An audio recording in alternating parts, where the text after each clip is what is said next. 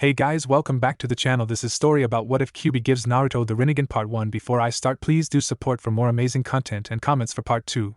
Do consider to subscribe my channel and share my video to your friends and check out the description as well. Let's start the video.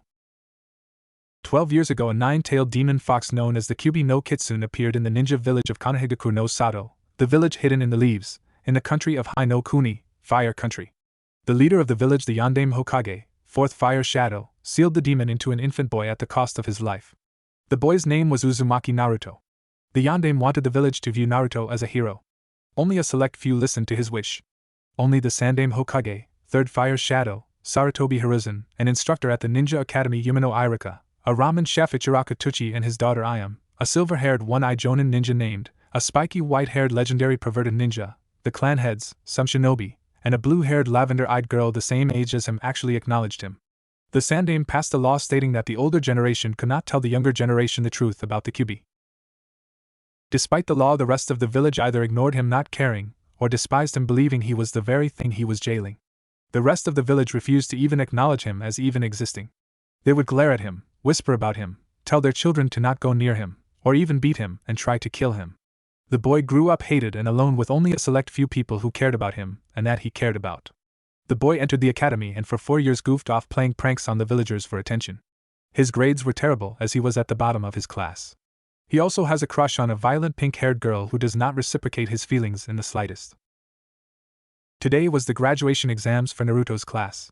The test consisted of a written test, throwing object test, and the 3 jutsu test. The 3 jutsu are the Henji no Jutsu, Transformation Jutsu, Kawarimi no Jutsu, Substitution Jutsu, and Bunshin no Jutsu, Clone Jutsu. Naruto passed the Henji and Kawarimi but failed to do the Bunshin as they came out pale and dying. Depressed, Naruto sits on the swing lamenting over his failure. One of his teachers, who always seemed to be kind to him, Mizuki, offers him a way to pass and become a genin shinobi. This is where our story begins. Naruto was sitting on a swing looking depressed over failing the graduation exam. Naruto is a 12-year-old boy with spiky blonde hair, slightly tanned skin, and 3 whiskered birthmarks on each cheek. He was wearing an orange jumpsuit with blue patches on the shoulders. He had green goggles on his forehead. As he was feeling upset, a man came up to him. It was his sensei Mizuki. Mizuki had pale blue hair that reached down to his neck. He had a leaf village headband in the form of a bandana. The symbol on it was a leaf with a spiral inside of the leaf. He was wearing blue pants, a blue shirt, and a green flak jacket with a red spiral on the back of the jacket. "Hi, Mizuki-sensei." Naruto greeted, still depressed. "Hey Naruto. I'm sorry that you didn't pass. I wanted you to pass. So I found something that can get you to pass," Mizuki told the blonde gleefully. "What? Really?" Naruto asked, instantly perking up. "Yes. You see, when the academy has only one student who doesn't pass the graduation exam, we have a special test for them to take," Mizuki told the boy. "That's so awesome!" the blonde boy shouted in glee. "What do I need to do?" he asked. "You need to break into the Hokage Tower and steal a scroll. Don't worry, it's all part of the test. You need to bring the scroll to a clearing at midnight and master 1 jutsu from the scroll before an instructor comes. Meet me in the woods in front of the Hokage Tower for more info and to begin." "Okay, I'll do it, Databayo," Naruto responded gleefully. When Naruto turned around and ran, Mizuki left smiling viciously to himself for tricking him. What neither realized was they were being heard by a female with blue hair and a short Haim hairstyle. She had lavender eyes, wore blue pants and a baggy cream-colored jacket. Her name is Hyuga Hinata, and she has a noticeable to everyone else but not noticed by the person you like, as they are extremely dense crush on Naruto. She overheard everything and went to inform Irika and the Hokage. When they were informed, the Hokage said that they should not interfere with the test and that they should let it play out and see how Naruto does. The Hokage does say that they should tail Naruto. Irika and Hinata agree to this. Time skip. Naruto is in the clearing after stealing the scroll and is in the process of learning the Kage Bunshin no Jutsu, Shadow Clone Jutsu. The difference between Bunshin and Kage Bunshin are that the normal Bunshin is an illusion, while the Kage Bunshin are solid. They have their own chakra networks, and when they dispel, the user gains the memories of the clone. Naruto had successfully used the jutsu when Mizuki came to claim the scroll. "Naruto, you passed. You can give me the scroll now," Mizuki said. Naruto was about to comply when a man with pineapple-style brown hair and a scar across his nose burst through the forest in front of them. It was Irika. "Naruto, Mizuki manipulated you to take the scroll. Run away! Go to the Hokage," He knows about everything. Go now! Iruka shouted, and just as Naruto was about to run, Mizuki's voice cut through the forest. Naruto, do you want to know why the village hates you? Mizuki asked, a menacing smirk never leaving his face. Naruto turned to him, waiting for an answer, and Hinata from her hiding place also wanted to hear this information. Mizuki, don't, it's forbidden! Iruka shouted to his traitorous friend. Shut up, Iruka! Mizuki shouted as he threw a giant shuriken at him, which embedded into Iruka's leg. Now then, where was I? Oh yes, 12 years ago the Yondaime didn't kill the Kyuubi. He sealed it into a newborn baby. That baby was you! Don't you see? You're the Kyuubi reborn! Mizuki shouted as Naruto froze in terror, as his life suddenly made sense. Hinata looked on, thinking that most of the villagers are idiots if they think Naruto is the Kyuubi. If a kunai is sealed in a scroll, does the scroll become the kunai? No! It's basic academy stuff. Mizuki pulled out 3 kunai. And now I get to kill the demon! Mizuki shouted in pure glee.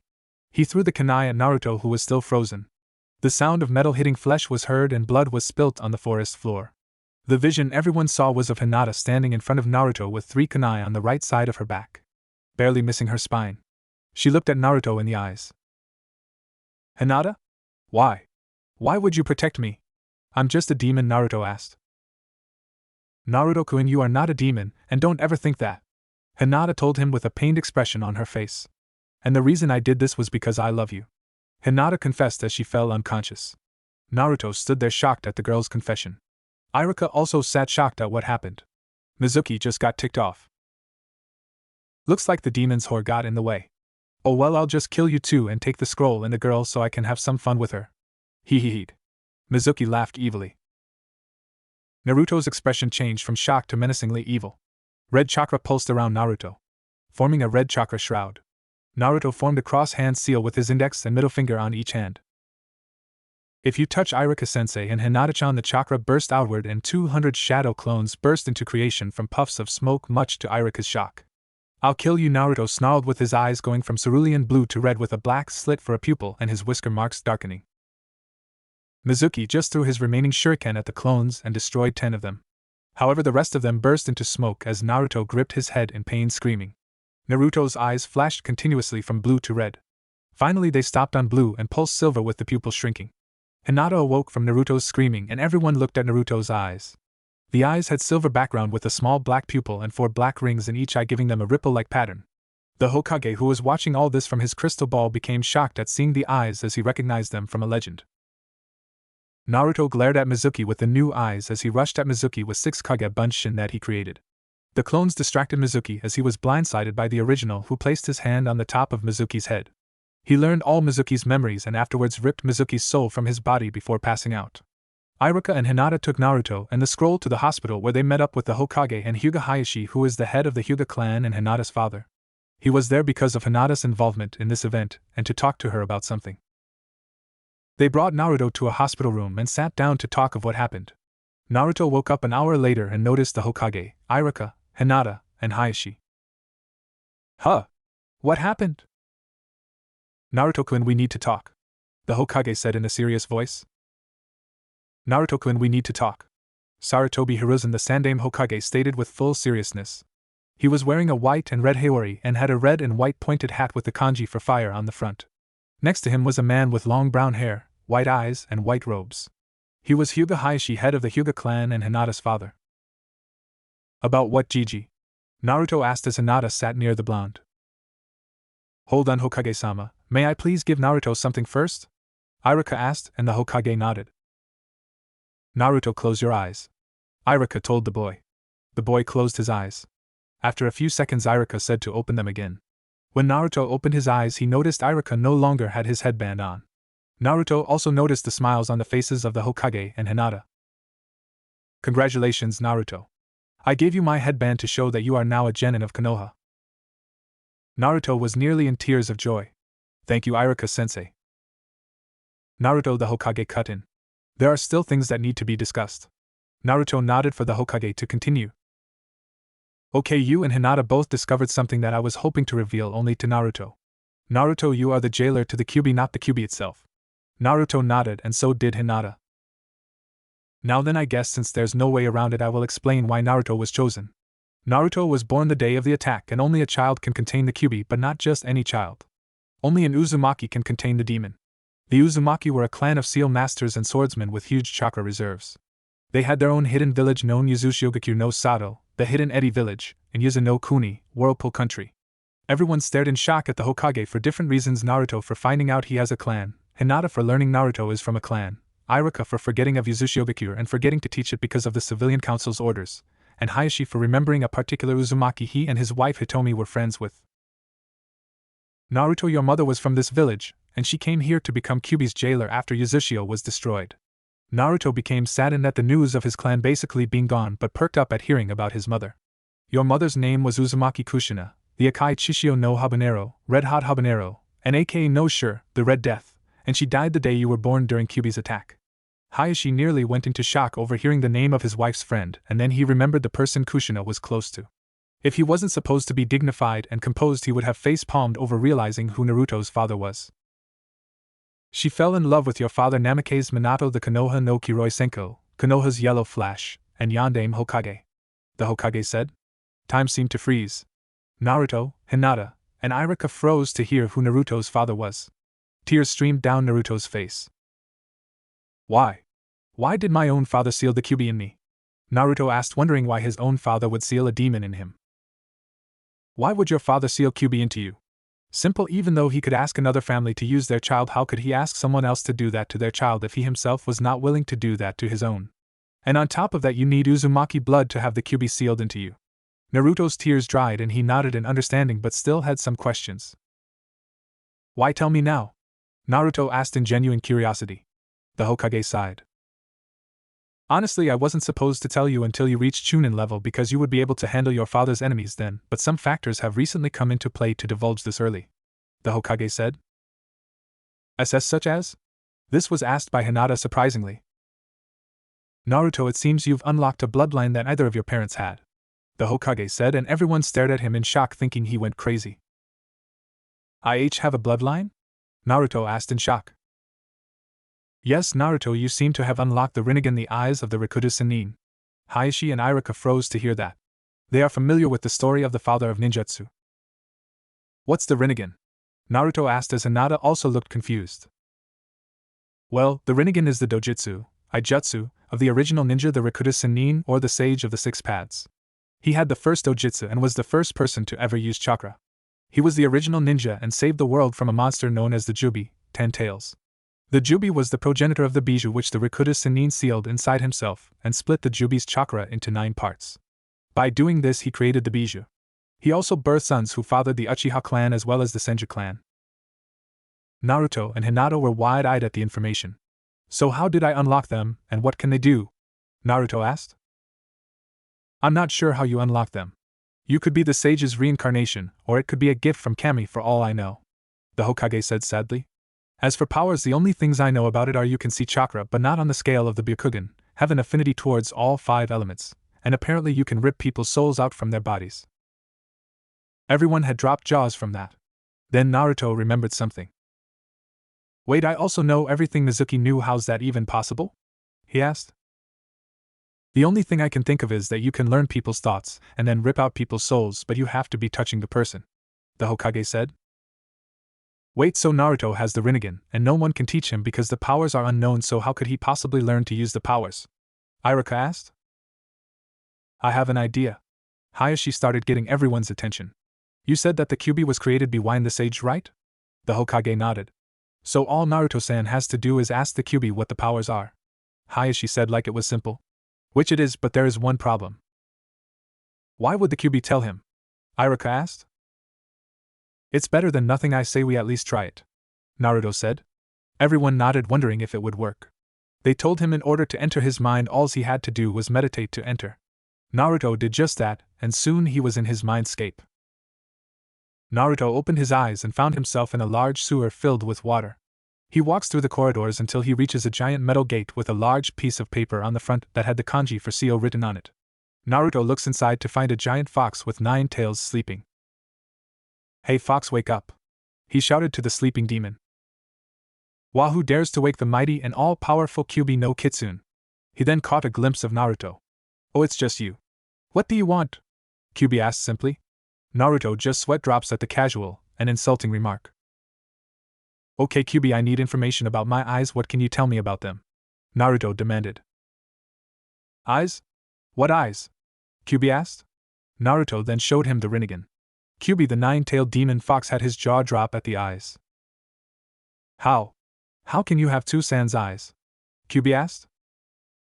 I don't know, but what can you tell me about the powers? Naruto asked. With these eyes you have an affinity for all 5 elements, Inton, Yin release, Yoton, Yang release, and Anmayaton, Yin Yang release. You also can use the 6 paths, Kyuubi said. 6 paths? Naruto asked confused. The 6 paths are Deva, Preta, human, animal, Asura, Naraka, and the outer path is a hidden 7th path that ties with Naraka. The Deva path gives you the power of gravity manipulation. Preta lets you absorb chakra. Human lets you absorb information from people as long as you are touching them, and you can also rip their souls out. Animal lets you have multiple summoning contracts, and you can even summon animals you don't have contracts with, but they will not have free will or remembrance of being summoned. Asura turns your body into mechanized armor and weapons. Naraka lets you summon a construct known as the King of Hell for interrogation purposes and revive the 6 paths themselves. The outer path uses the King of Hell to revive the dead by relinquishing souls back to their bodies. There is one more power, but you should tread lightly. It is called Banbutsu Sozo, creation of all things, Kyuubi explained. Naruto was wide-eyed and slack-jawed at the information, but something Kyuubi said was stuck in his mind. Wait, you said revive the 6 paths themselves, what do you mean? He asked the giant fox. One of the powers of the Rinnegan is shared vision. If you use clones, they can have the Rinnegan as well as its powers, and you see what they see. If you use dead bodies, the same can be used for them. However, I think you using all 6 paths yourself would be better. Naruto nodded as his powers would be divided. I mean, who wants that? Meanwhile, in Amigakure no Sato, Hidden Rain Village, a shirtless man with red hair and needles protruding from his back due to the chair he was stuck to suddenly sneezed. Simultaneously, 6 people with orange hair and piercings on their bodies also sneezed. Back to the mindscape. Thank you for the information, Kyuubi, Naruto said to the Bija. Don't sweat it, Kit. The Bija told the boy. Hey, why are you being so nice to me anyway? Naruto asked. Truth be told, you remind me of the sage, so I can't hate you. Besides, I actually have nothing against you or that blue-haired vixen of yours. Naruto blushed at the comment about Hinata because the fox knew he wanted to give her a chance. The truth is, I like you, Kit. Not many have the gall to straight-up demand answers from me without trying to make me a slave. So as an offer of good faith, I shall tell you my true name, Kyuubi said. Wait, you have a name? Naruto asked, shocked. Kyuubi sighed. You know, everyone knows the Ichibi's true name, so why can't anyone believe the rest of us have names? Kyuubi asked irritably, then he sighed. Oh well, it can't be helped. My name is Kurama. Anyway, I have to tell you something later, but for now your time's up, Kit, Kyuubi said as Naruto disappeared. That boy, he will be the one to unite us. I know it. I just hope the others will be ready when the time comes, Kyuubi thought. Naruto awoke to see Iruka and Hayashi speaking with the Hokage. Hinata was lying down next to him. When he rose up, Hinata awoke and everyone turned to him. He explained the other powers he has and everyone had their eyes widened. The Hokage was the first one out of his shock. I was originally going to put you on a team with Uchiha Sasuke and Hiruno Sakura, but I think I will have to change the teams up. So much paperwork, the Hokage complained. Oh well, I'll see you tomorrow, Naruto-kun. Remember, team assignments are in 3 days, the Hokage said and left. Iruka also left saying goodbye. The only people in the room were Naruto, Hinata, and Hayashi. Hinata, can you please leave the room? I only wished to speak to Naruto-san, Hayashi said to his daughter. She reluctantly left, leaving the two alone. Naruto-san, I wish to ask you a favor, but first I need to know what your intentions towards my daughter are, Hayashi calmly stated. Naruto looked rather scared, and who wouldn't after having a girl's father ask that to you? Well, I would like to get to know her, and feel the same way about her, as she does me, Naruto said to Hayashi. Very well, my favor is quite simple. Hinata cannot stay at the Hyuga compound for her safety, as the elders will try to kill her. So my favor is that she lives with you, Hayashi told the boy. Naruto was shocked but nodded. I accept this request, Hayashi-sama, Naruto stated determinedly. Good, but know this, you do anything, and I mean anything inappropriate at all to her, and I will jukin, gentle fist, your reproductive organs, and then I will have a medic heal them to repeat the process until I grow bored and castrate you with the family sword. Am I clear? He threatened Naruto with a Byakugan-enhanced glare. CC Crystal Hayashi SS-sama. Naruto stuttered out fearfully. Good. I'll be going now and I will tell my daughter of what we discussed outside. I'll come by your apartment tomorrow with her things. Hayashi then left. About 3 minutes later Hinata came in with a red face. So your father told you about the moving in with me? Naruto asked. Hinata shyly nodded. Hinata Naruto started. Did you mean what you said? He asked her. Hi, I meant every word, Naruto-kun, she replied determinedly. Okay, then I can't say that I love you, but I want to give us a chance. Okay, Hinata-chan? Hinata blushed at the honorific and nodded her head. Then how about tomorrow we have a date? He asked. Yes. I mean that would be wonderful, she said smiling. Naruto smiled at her. Naruto got up from the bed and left the hospital with Hinata. As they went to Naruto's apartment they ignored the glares he got. When they reached the apartment they saw how messy it was and Naruto decided to use his Kage Bunshins, shadow clones, to help clean up. It was night when they finished. Hinata decided to stay over sleeping on the couch even though Naruto offered her his bed. 2 hours after they went to bed Hinata awoke extremely uncomfortable on the couch. She went into Naruto's room and woke him up. Hinata-chan? What's wrong? He groggily asked. I can't sleep and I was wondering if I could sleep with you? She asked shyly and blushing up a storm. Naruto also blushed but nodded. Sure, Hinata-chan, he said. She climbed into his bed under the blankets and snuggled against Naruto. Thank you, Naruto-kun, she said before closing her eyes and drifting off to sleep. No, Hinata-chan, thank you for showing me that I can truly no care, Naruto thought as he drifted off to sleep embracing the girl next to him. Naruto awoke to a warmth at his side huddled against him. He opened his eyes and noticed Hinata lying next to him hugging him in her sleep. He smiled at the girl embracing him as she slept. Unfortunately, he felt a dark presence loom over him. He turned his head and saw his front door unlocked. But that wasn't what scared him. Oh no! What scared him was the figure in the doorway. Hinata's father Hyuga Hayashi. And his Byakugan-enhanced glare sent shivers to Naruto's very core. Hayashi lunged at Naruto, smoldering anger in his eyes. Naruto jumped out of the bed as Hayashi chased him. The commotion woke Hinata up. When her eyes opened she noticed her father strangling Naruto in pure anger. Picture Homer Simpson strangling Bart. T2-san, what are you doing? She asked in shock as her father strangled the one she loved. This little brat is going to die. I warned him not to do anything I deemed inappropriate, and he already screwed it up. He shouted, facing his daughter but still strangling Naruto. Father, we didn't do anything. I asked if I could sleep in his bed as I was uncomfortable on the couch, she said. This didn't really help as Hayashi was still pissed after that explanation. He made you sleep on the couch? I'll kill him, Hayashi yelled, increasing the strength of his wringing of Naruto's neck. Father, stop, Hinata shouted. This took Hayashi aback as his daughter never shouted. Never. I chose to sleep on the couch even though he offered me his bed. I couldn't sleep so I asked if we could share the bed. Now please stop strangling Naruto-kun, she exclaimed, and Hayashi realized he was still strangling the boy. He then let go of the boy's neck, letting him fall to the floor. Naruto was catching his breath. Meanwhile Kurama, who woke up to the commotion, was laughing his ass off. I would like to apologize for that, Naruto-san. It seems I had a slight overreaction, Hayashi stated as if he hadn't just strangled the boy. This caused Naruto, Hinata, and Kurama to think in deadpan that was just a slight overreaction for him. I accept your apology, Hayashi-sama, Naruto stated, bowing. Hayashi nodded. I just came to drop off Hinata's belongings and noticed the door open, so I was just going to bring them inside but I got sidetracked, he explained. They nodded. Now if you'll excuse me, I must get back. I assume you can handle moving everything. They nodded. Good, I'll be off, and remember what I said, Naruto, don't do anything. And I mean anything, he said as he left. Naruto breathed a sigh of relief. Hinata, your dad scares me, he said. Hinata just nodded her head in understanding. Well, might as well get everything in the house, Naruto said. Naruto put his fingers in a cross seal. Kage Bunshin no Jutsu, Shadow Clone Jutsu, he said, creating 10 clones. Hinata and him then went to bring the stuff inside along with the clones. After about 2 hours of bringing stuff in and putting them away, they finished. Naruto looked towards the clock and saw it was only 10 o'clock. Hey Hinata, want to get some breakfast?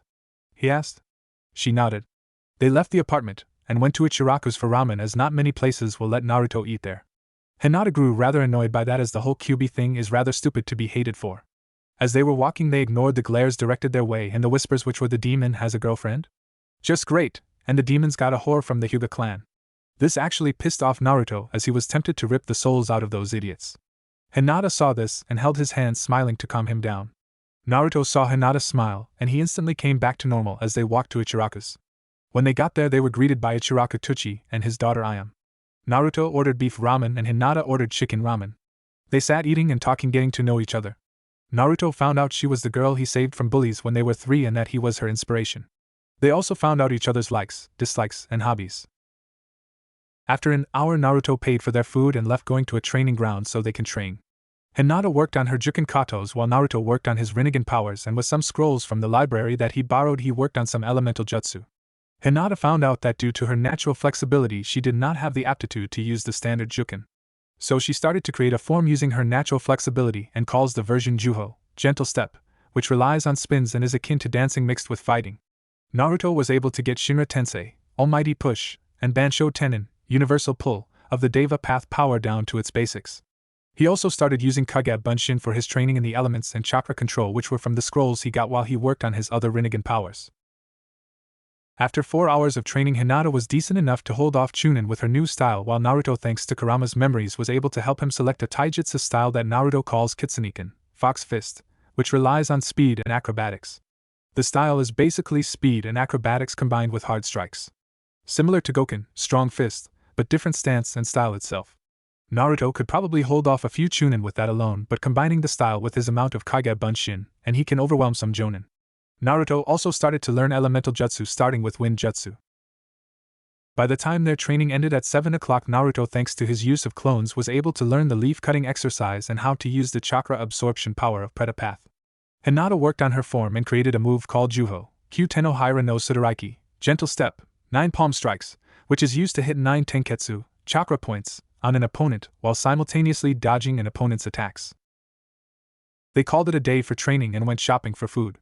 They then went back to the apartment around 7 where they ate a dinner that Hinata cooked. The dinner was baked chicken with sautéed vegetables over white rice. They sat, ate, and talked for an hour before they decided to go to bed with each other yet again as they fell asleep and wrapped in an embrace. Meanwhile at the Hyuga compound, the clan head Hyuga Hayashi had a sudden urge to strangle a certain blonde with whisker marks on his face and had no idea why. Said blonde shivered in his sleep. The next day Naruto and Hinata went to the Hokage Tower after breakfast to take their ninja registration license photos. After taking their photos which Naruto didn't do anything stupid for fear of what Hinata would do to him. After training for 1 day with her he learned that he will not even try to piss her off for fear of a Juken strike to the groin. That and since they are now dating and living together she became confident due to having approval from the one she wants to get it from. He also learned she has a sadistic side to her that she gained from her father. Also Kurama explained the powers Naruto gets from him to both of them so Hinata could basically pummel him, and he would come back without a scratch so she can repeat the process. After the photos a little boy with spiky brown hair wearing a gray helmet, yellow shirt, gray shorts, and a blue scarf wrapped around his neck ran into the room and tried to throw a shuriken at the Hokage only to trip over his scarf and proceeded to blame Naruto. Then a man in a blue jumpsuit, a bandana version of the Konoha headband, and sunglasses came in helping the boy up while glaring at Naruto. "Why'd you trip me?" the boy yelled to Naruto. "Gigi, who is this brat?" Naruto asked the Hokage as he gripped the boy by the collar. Hinata also was curious. "That's my grandson Konohamaru," the Hokage said sighing. "Brat, put down the honorable grandson now," the sunglasses-wearing man yelled at Naruto. He apparently couldn't tell the difference between a kunai and a scroll it's sealed into. "Ha! What are you going to do now that you know who my grandfather is?" Konohamaru asked smugly. "I don't care if he's your grandmother Databeo," Naruto exclaimed as he punched him on the top of his head and then left with Hinata following behind. "Don't worry, honorable grandson, you do not need to associate with that trash. I'm an elite Jonin and can put you on the path to becoming Hokage," the sunglasses-wearing Jonin said. And then he realized that Konohamaru was gone. "What? Where'd he go?" "I think he went to follow Naruto and Hinata," the Hokage stated. "What? After Naruto?" the Jonin yelled as he ran out the door like he was being chased by a giant snake. Oddly enough, a purple-haired woman at a dango shop in Konoha sneezed along with a sickly pale man and a gray-haired teenager with glasses who were living underground just as this was thought by people. Meanwhile, in the village, Naruto and Hinata were walking along when they noticed they were being followed by the Hokage's grandson, who was rather poorly disguised, including a blanket made to look like the color of the fence but forgot to cover his legs as it only covered half of him. They continued onward until they got tired of being followed. They turned around and noticed they were followed by a square rock with eye holes. They both sweat dropped, and Naruto finally had enough. "Oh, for the love of crap, we know you're there!" Naruto shouted. The rock burst into a white cloud of smoke and the Hokage's grandson Sarutobi Konohamaru emerged. "Aha! Just what I would expect of you.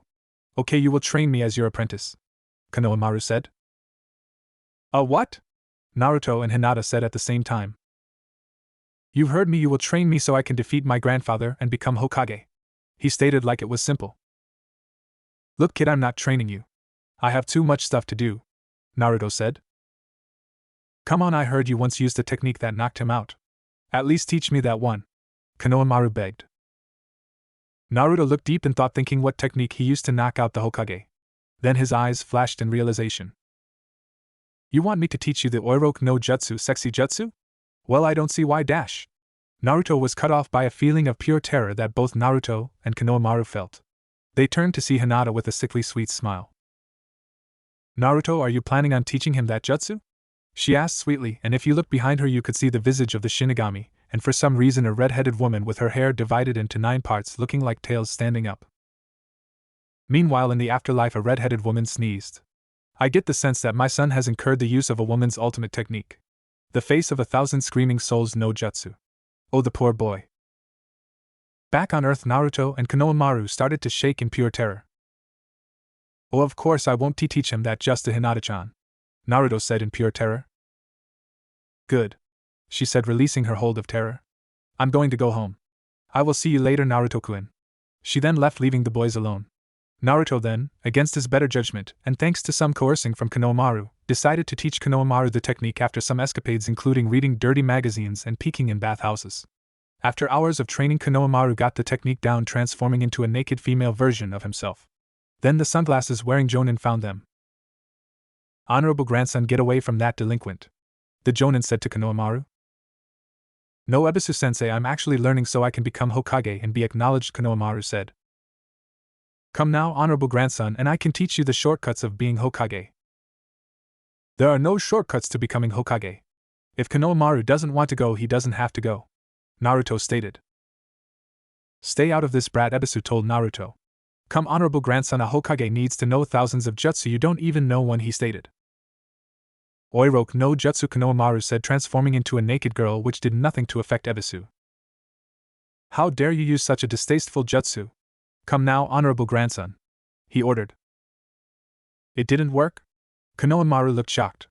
Naruto was just annoyed. He created 20 Kage Bunshin and combined them with the Oiroku no Jutsu, creating the Harem no Jutsu. Ebisu shot backwards with a massive nosebleed due to him being a closet pervert. Naruto and Konohamaru parted ways, with Konohamaru declaring they were rivals for the Hokage position. Naruto went home, and when he reached the door he shivered at Hinata's sweet smile. "Naruto-kun, I got a message from Hokage-sama about you teaching Konohamaru-kun the Oiroku no Jutsu. I thought I told you not to teach him that jutsu?" she said sweetly. Naruto shivered and noticed the same visages from earlier appeared yet again. "Run, Naruto-kun," she warned, and Naruto ran out of there. That night was filled with screams of pain and torture throughout the elemental nations. The Tsuchikage went white as a sheet of paper, the Mizuki shivered uncontrollably, the Hokage covered certain parts of his body, the Kazekage dropped in a dead faint due to sympathy pain, and the Reikage jumped out the window from fear. Men were shivering. A redhead in Sunagekure no Sato was being warned by his mother to stay the hell away from who could do this.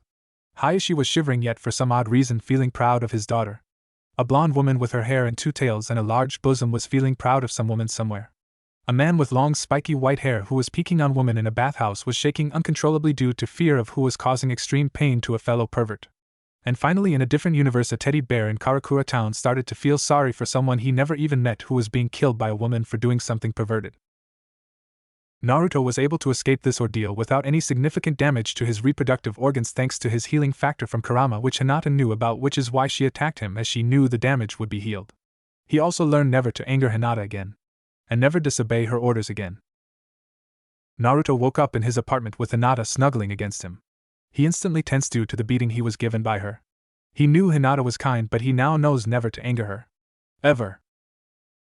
Hinata awoke when she felt Naruto tense. "Good morning, Naruto-kun," she said. "Gee, good morning, Hinata-chan," he said, still scared from the beating he got from her yesterday, though she was in the right to do so.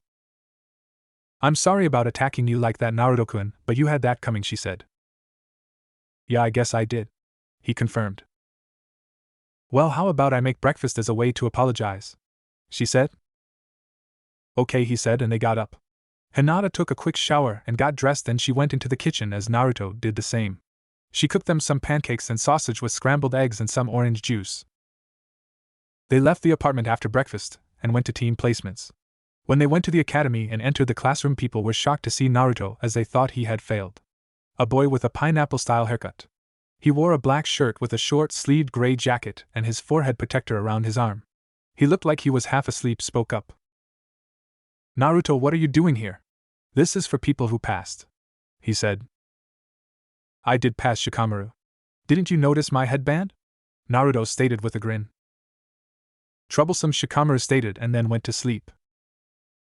"Okay, I have a question," a boy started. He was wearing a gray hoodie and had two red fawn-looking tattoos, one on each cheek. He also had a feral smile and a small white puppy on his head. "Why are you two walking together?" he asked curiously. "Well, Kiba, we are now dating," this was answered by Hinata. Everyone absorbed this information. Then something extremely unexpected happened. "Finally! It's about Kami damn time!" This was yelled by a boy with brown hair and sunglasses with a gray sweater that covered half of his face, including his mouth. Everyone turned shocked that this particular person yelled it. "Shino, what the hell you knew about her crush?" Naruto asked, still shocked that Shino of all people spoke like this. He had about as much emotion as a block of wood. Same with his clan. Dope, everyone knew. This was said by a boy with black hair in the shape of a duck and was wearing a blue shirt with a symbol of a gun by fan that was half red on top with the bottom being white. He was Uchiha Sasuke, and he was top of the class and a rival to Naruto. "Is this true?" Naruto asked as everyone in the class nodded. This included two girls who just arrived to hear the conversation. One had long blonde hair and was wearing all purple. She was Yamanaka Ino. The other was a girl with long pink hair and was wearing a red dress. She was Haruno Sakura. Naruto's face faltered at the reaction. Iruka walked in after Naruto got up. "Okay, everyone sit down. It's time to learn your team placements." Everyone sat down quietly, waiting for who would be called. "Team 1 will be, doesn't matter, so skipping to the main teams. Team 7 is a special team. It is Uzumaki Naruto, Hyuga Hinata, Haruno Sakura, and Uchiha Sasuke. Your team will have two senseis. They are Hatake Kakashi and Mitarashi Enko." This annoyed most girls in the class as they couldn't be with their Sasuke-kun except Sakura, who cheered. However, everyone was shocked that the Hokage allowed a 6L team. Team 8 is Inuzuka Kiba, Aburame Shino, and Tatsumaki Murasake. Your sensei will be Yahi Kurinai. Kiba and Shino nodded to each other and turned to their third teammate. She had long pupil hair down to her neck and brown eyes. She wore dark blue pants with 3 purple stripes down each leg. She had purple shin guards. She wore a black t-shirt with a purple tornado designed on the back. She wore purple arm guards and black fingerless gloves. On her back was a black metal blowgun, and at her waist were 2 purple geisha fans, one on each side. The design on each fan was of a white lotus flower. She nodded to the boys, smiling happy about their team. Since Team 9 is still in rotation, Team 10 is Naro Shikamaru, Akimichi Choji, and Yamanaka Ino. Your sensei will be Sarutobi Asuma. Ino cried about not being with Sasuke. A chubby boy with brown hair in a short-sleeved green jacket and yellow shirt with a red symbol on said shirt and a white scarf. He had a forehead protector that looked like a pair of underwear on his head and bandages around his hands. He was eating chips like they were his last meal. He is Akimichi Choji of the Akimichi clan. Shikamaru just sighed, stating it was going to be troublesome. When Iruka finished, a purple and tan blur came through the window, shattering it. The blur landed in the middle of the room. It was a woman. She had purple hair tied in a spiky ponytail and light brown pupilless eyes. She had a Leaf Village headband on her forehead, and she wore mesh armor with an orange skirt under a tan trench coat. Most boys had nosebleeds from the sight. The only ones who didn't were Naruto for fear of what Hinata would do to him, Sasuke because he was too busy brooding, Shino because he was stoic though he did blush, and Shikamaru because he was asleep. On the awesome and sexy Mitarashi Enko. Team 7 meet me on the roof, she exclaimed as everyone just looked at her like she was crazy. She did just jump through the window for Kami's sake. I said Team 7 meet me on the roof, she said as if no one heard her, and then disappeared on the roof in a shunshin body flicker. Naruto, Hinata, Sasuke, and Sakura got up to head to the roof. They got there in 5 minutes and found Anko waiting. Okay, I'm gonna warn you guys now, she started. Kakashi is always 3 hours late to everything except for B rank or above missions. So we have 3 hours to kill. Now what do you all want to do to kill time? She asked. Oh, I know, Naruto started as he went through his pockets. He pulled out a deck of cards. And then did a hand sign. Kage Bunshin no Jutsu. Naruto created 3 clones. Run back to the apartment and get my prank supplies. Sensei is getting pranked badly by me for making us wait. The clones nodded and left. Sasuke and Sakura both raised an eyebrow at the solid clones. Now anyone up for poker? He asked. They all shrugged and played poker together. 3 hours later, a man with gravity-defying silver hair, a mask cover his nose and below of his face, and his headband at an angle covering left eye entered the classroom. He wore the standard outfit most jonin wear. He walked into the classroom and tripped. He stepped into some tripwire. This caused him to fall to the ground face first into orange paint on the floor. The tripwire actually was a trigger for the rest of the trap. What happened was 4 buckets of paint fell and covered his back in purple paint. All in all, he looked crazy as hell. Kakashi was now annoyed for a particular reason. His book Aika Aika Paradise was also covered in paint. It was ruined. Kakashi looked on the blackboard and saw a message that said Team 7 was on the roof. He shunshined to the roof and found everyone playing poker with Naruto having the most winnings. His eyebrow twitched at the sight. Okay, my first impression is that I hate all of you, he said to them. They all looked at him and laughed. Naruto and Anko were on the ground laughing and rolling around, Hinata and Sakura were giggling, and Sasuke stood silent but soon did the unthinkable. He laughed. He actually laughed. He burst out laughing like crazy at the sight. Everyone stopped to see Sasuke laugh and then checked the sky to see if it was blood red and rained fire. They all calmed down after Naruto won the next hand and took all of Anko's money. They all vowed never to play cards for money with Naruto again, although Anko did mention something about bringing him to some casinos. The genin sat on the ground. Kakashi stood in front of them, while Anko sat behind him on the railing. Okay, why don't we all introduce ourselves? Kakashi said. How so, sensei? Sakura asked. Oh, you know your name, likes, dislikes, hobbies, and goals for the future. I'll start. My name is Hitaki Kakashi. I have things I like and things I don't like. As for my dreams for the future, I have lots of hobbies, he said. This caused everyone to think the same thing. All we learned was his name. Guess I'm next. Anko started. My name is Mitarashi Anko. I like dango, red bean soup, snakes, and tea. My dislikes include a certain snake and spicy food. My hobbies include conducting tea ceremonies and torturing people at the tea and eye department. My goals for the future, well, there's a certain creature that I want to behead, she said. Pepto-Bismol, you're up, she said, pointing at Sakura, who looked annoyed at the nickname. My name is Harino Sakura. My likes are, she looks at Sasuke. My dislikes are Ino Pig and Naruto Baka. Naruto then cut her off. Yeah. I could care less, Naruto said nonchalantly. This took everyone except Hinata aback. But then they remembered he was dating Hinata now. My hobbies include, looks at Sasuke. And my goal for the future, looks at Sasuke. Everyone had the same thought. Great, a fangirl. Wonderful. Everyone sarcastically thought. Okay. Lord Amo, you're up, Anko said to Sasuke. He grunted in annoyance at the nickname. My name is Uchiha Sasuke. I like very few things and dislike most things. I have no hobbies in my dream. Well, it isn't a dream because I will make it a reality. My goal is to restore my clan and kill a certain person, Sasuke stated in his emo tone. This caused everyone to think on what he said. Goody, he's on a revenge kick. I'll have to try to put him off that path. Kakashi. Sasuke-kun is so cool. Sakura. Am I going to be the only normal person on this team? Hinata. Geez. Who ticked him off this much? Naruto. Well said, Mr. Unicorns and Sunflowers, Anko just said, vocalizing her thought. Blondigo, she said to Naruto, who went straight to his introduction. My name is Uzumaki Naruto. I like Hinata-chan, said girl, blushed. Ramen and training. My dislikes are people who can't tell the difference between a kunai and a scroll it's sealed in and vegetables. My hobbies are training with Hinata-chan and gardening. My goal is to live up to the legacies I hold and become Hokage, he said. Everyone minus Hinata was shocked that he didn't blurt out something like I'm gonna be Hokage, believe it. Hinata isn't shocked because she knows Naruto better than most just from the short time living with him. Also with his approval she is more confident. Sakura and Sasuke were confused about the three legacies but said nothing for now. Kakashi and Anko were filled in on the blonde's powers and heritage. Needless to say they were both shocked to hear of his bloodline. Anko facepalmed for not noticing who he looked like while Kakashi knew beforehand. Well done, lastly princess, you're up, Anko said. My name is Hyuga Hinata. I like Naruto-kun and cinnamon buns. My dislikes are ignorant people and the caged bird seal. My hobbies include being with Naruto-kun and training with him. My goal for the future is to unite my clan, prove myself to the village, and start a family with a certain person, she said shyly, looking at Naruto blushing. Naruto blushed and everyone was taken aback at what she said. They were wondering if this was the same shy Hinata from the academy because that was pretty bold. But it was time to move forward with the meeting. Well, Anko and I are your senseis. Well, that is if you can pass our test, Kakashi stated. Wait, what test?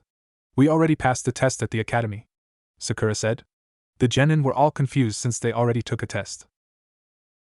That was just to see if you had the potential to become genin. There is a test we give you to become official genin. We'll meet at Training Ground 7 tomorrow at 6 a.m.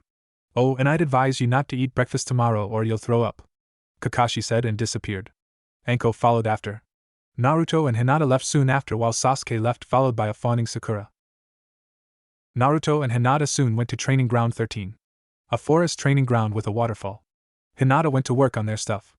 Naruto created 500 clones and sent them to work. 100 did tree climbing. 200 did the waterfall cutting exercise, and the last 200 did their taijutsu katas. The original Naruto meanwhile worked on his Deva Path and mastered Shinra Tensei, Almighty Push, and Bansho Tenin, Universal Pull, completely.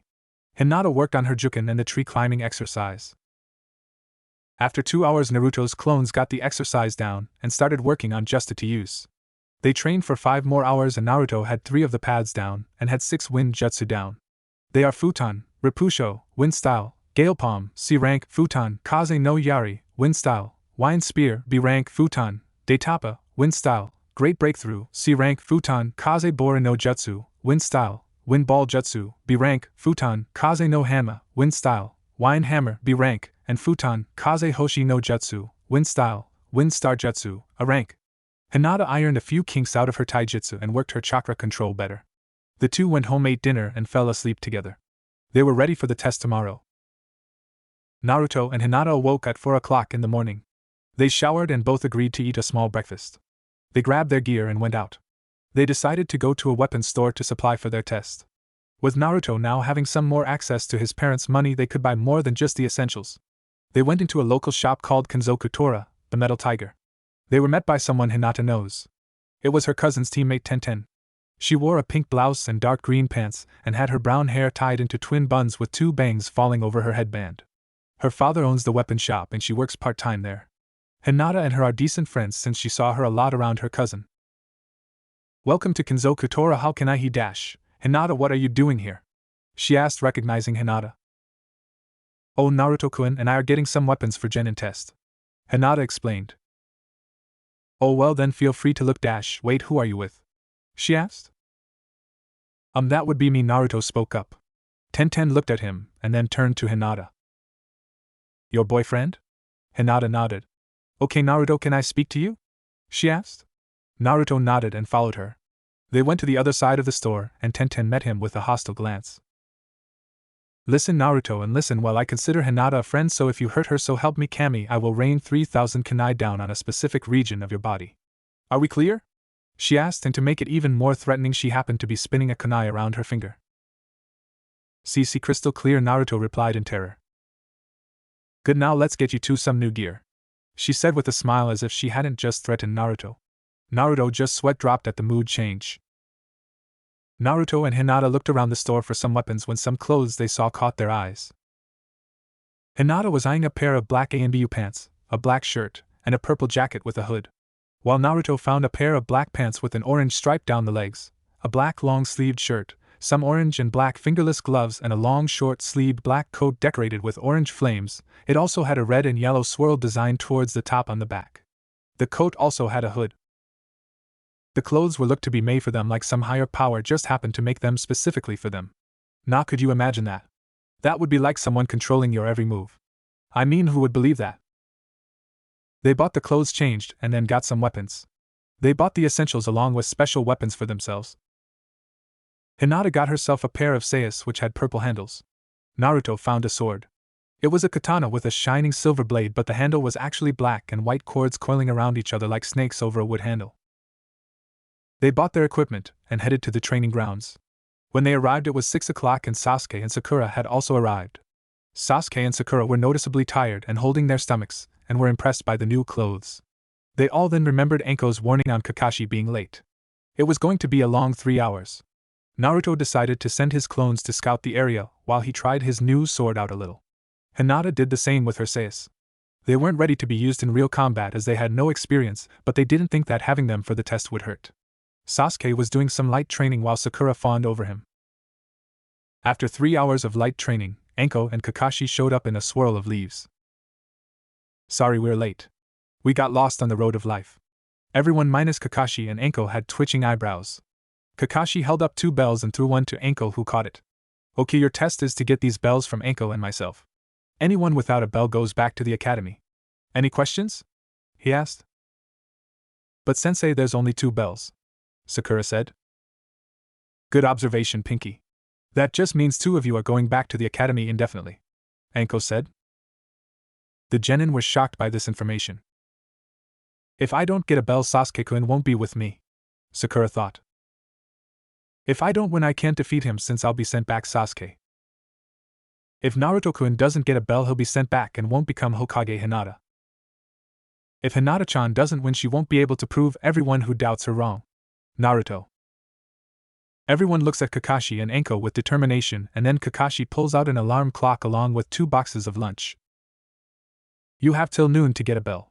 If you don't have a bell, you don't get lunch. He heard Sakura and Sasuke's stomachs growl, but not Hinata and Naruto's.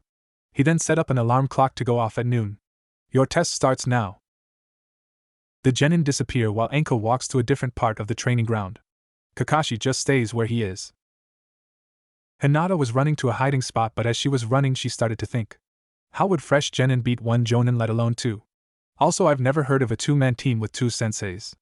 I mean, a team of 4 with 2 senseis is weird enough, but if 2 were sent back, we wouldn't need an extra jonin sensei. That's when it hit her.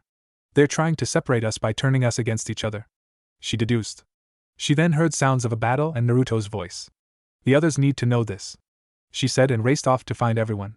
She saw a flash of pink smash into a tree. She jumped down to check on it. It was Sakura, who was thrown into a tree by her opponent. Out of the shadows stepped the snake mistress herself, Mitarashi Anko. Well, looks like the princess wants to play. Be a good girl and leave so I can finish the pink harpy over there, she said, pointing to the downed Sakura. Not happening, Hinata said, determined, entering her Juken stance. Why help her? It's not like you 2 are friends? Anko asked. She's a comrade, that alone is enough, Hinata said. Fine then, princess. Let's dance, Anko exclaimed, charging Hinata. Anko went for a right hook to Hinata's face. Hinata ducked, activated her Byakugan, and brought her left arm up, trying to palm strike Anko in her chest. Anko dodged to the left, bringing her right leg up to Hinata's chest. Hinata jumped over the kick in a flip. While flipping, she used 2 fingers on her right hand and hit a chakra point in Anko's leg. Hinata landed on her legs, back facing Anko. Hinata bent down, brought her right leg out to sweep Anko. Anko jumped over the sweep kick. She turned in midair and brought her left arm down towards Hinata in a hammer fist-like fashion. Hinata bent to her left to dodge the strike. Hinata spun and brought her right palm to Anko's chest, hitting another chakra point. Anko staggered from the hit but regained her footing. Not bad, princess, but I'm about to step it up. Anko went through hand sealed snake tiger. Sanaijushu, striking shadow snakes. Snakes emerged from beneath Anko's sleeves. Hinata dodged 1 snake, bending to the left, then jumped over another snake. While she was in the air, 2 more snakes lunged at her. Hinata did a spinning axe kick to 1 snake and palm struck the other snake, coming at her simultaneously. She then saw a snake lunging at Sakura. Hinata threw a shuriken at that snake, to which the snake dodged by returning to its master. Hinata landed on the ground and rushed at Anko. Anko threw her bell in the air but then threw a shuriken at Sakura. Hinata could either get the bell or save Sakura. Hinata threw a kunai at the shuriken to block it. Anko grabbed the bell in midair and then leapt into the forest since Hinata was distracted. Hinata went to help Sakura by waking her. She succeeded after shaking her awake. Hinata? What happened? Sakura asked, confused. Anko knocked you out and fought me. I know the real meaning of the test. It's teamwork. We all need to work together, Hinata told Sakura. What makes you so sure? Think about this: if we're a team of 4 with 2 senseis and they wanted to separate us, they would have done that in the beginning, giving 2 of us 1 sensei and 2 to another. 2 genin with 2 sensei would be overbalanced. Also, do you really think genin fresh out of the academy can beat 1 jonin, let alone 2? Hinata told the girl. Sakura thought on it for a second, and then it hit her. Hinata was right. We have to tell Sasuke-kun and Naruto, Sakura said. Hinata agreed and went to find the boys. Meanwhile, in the shadows, Anko was watching this with a smile. They understood the test. She knew they would all pass, but that didn't mean she wouldn't still screw with them during the test. Meanwhile, on the other side of the grounds, Kakashi was waiting for something, anything to happen. Sasuke and Naruto decided to attack, but they chose the exact same moment. Kakashi saw them and decided to reach into his weapons pouch to pull out an orange book called Ika Ika Paradise, which he started to read. The genin grew annoyed and decided to attack. Naruto rushed, throwing a right punch to Kakashi's head. Kakashi ducked, still reading his book.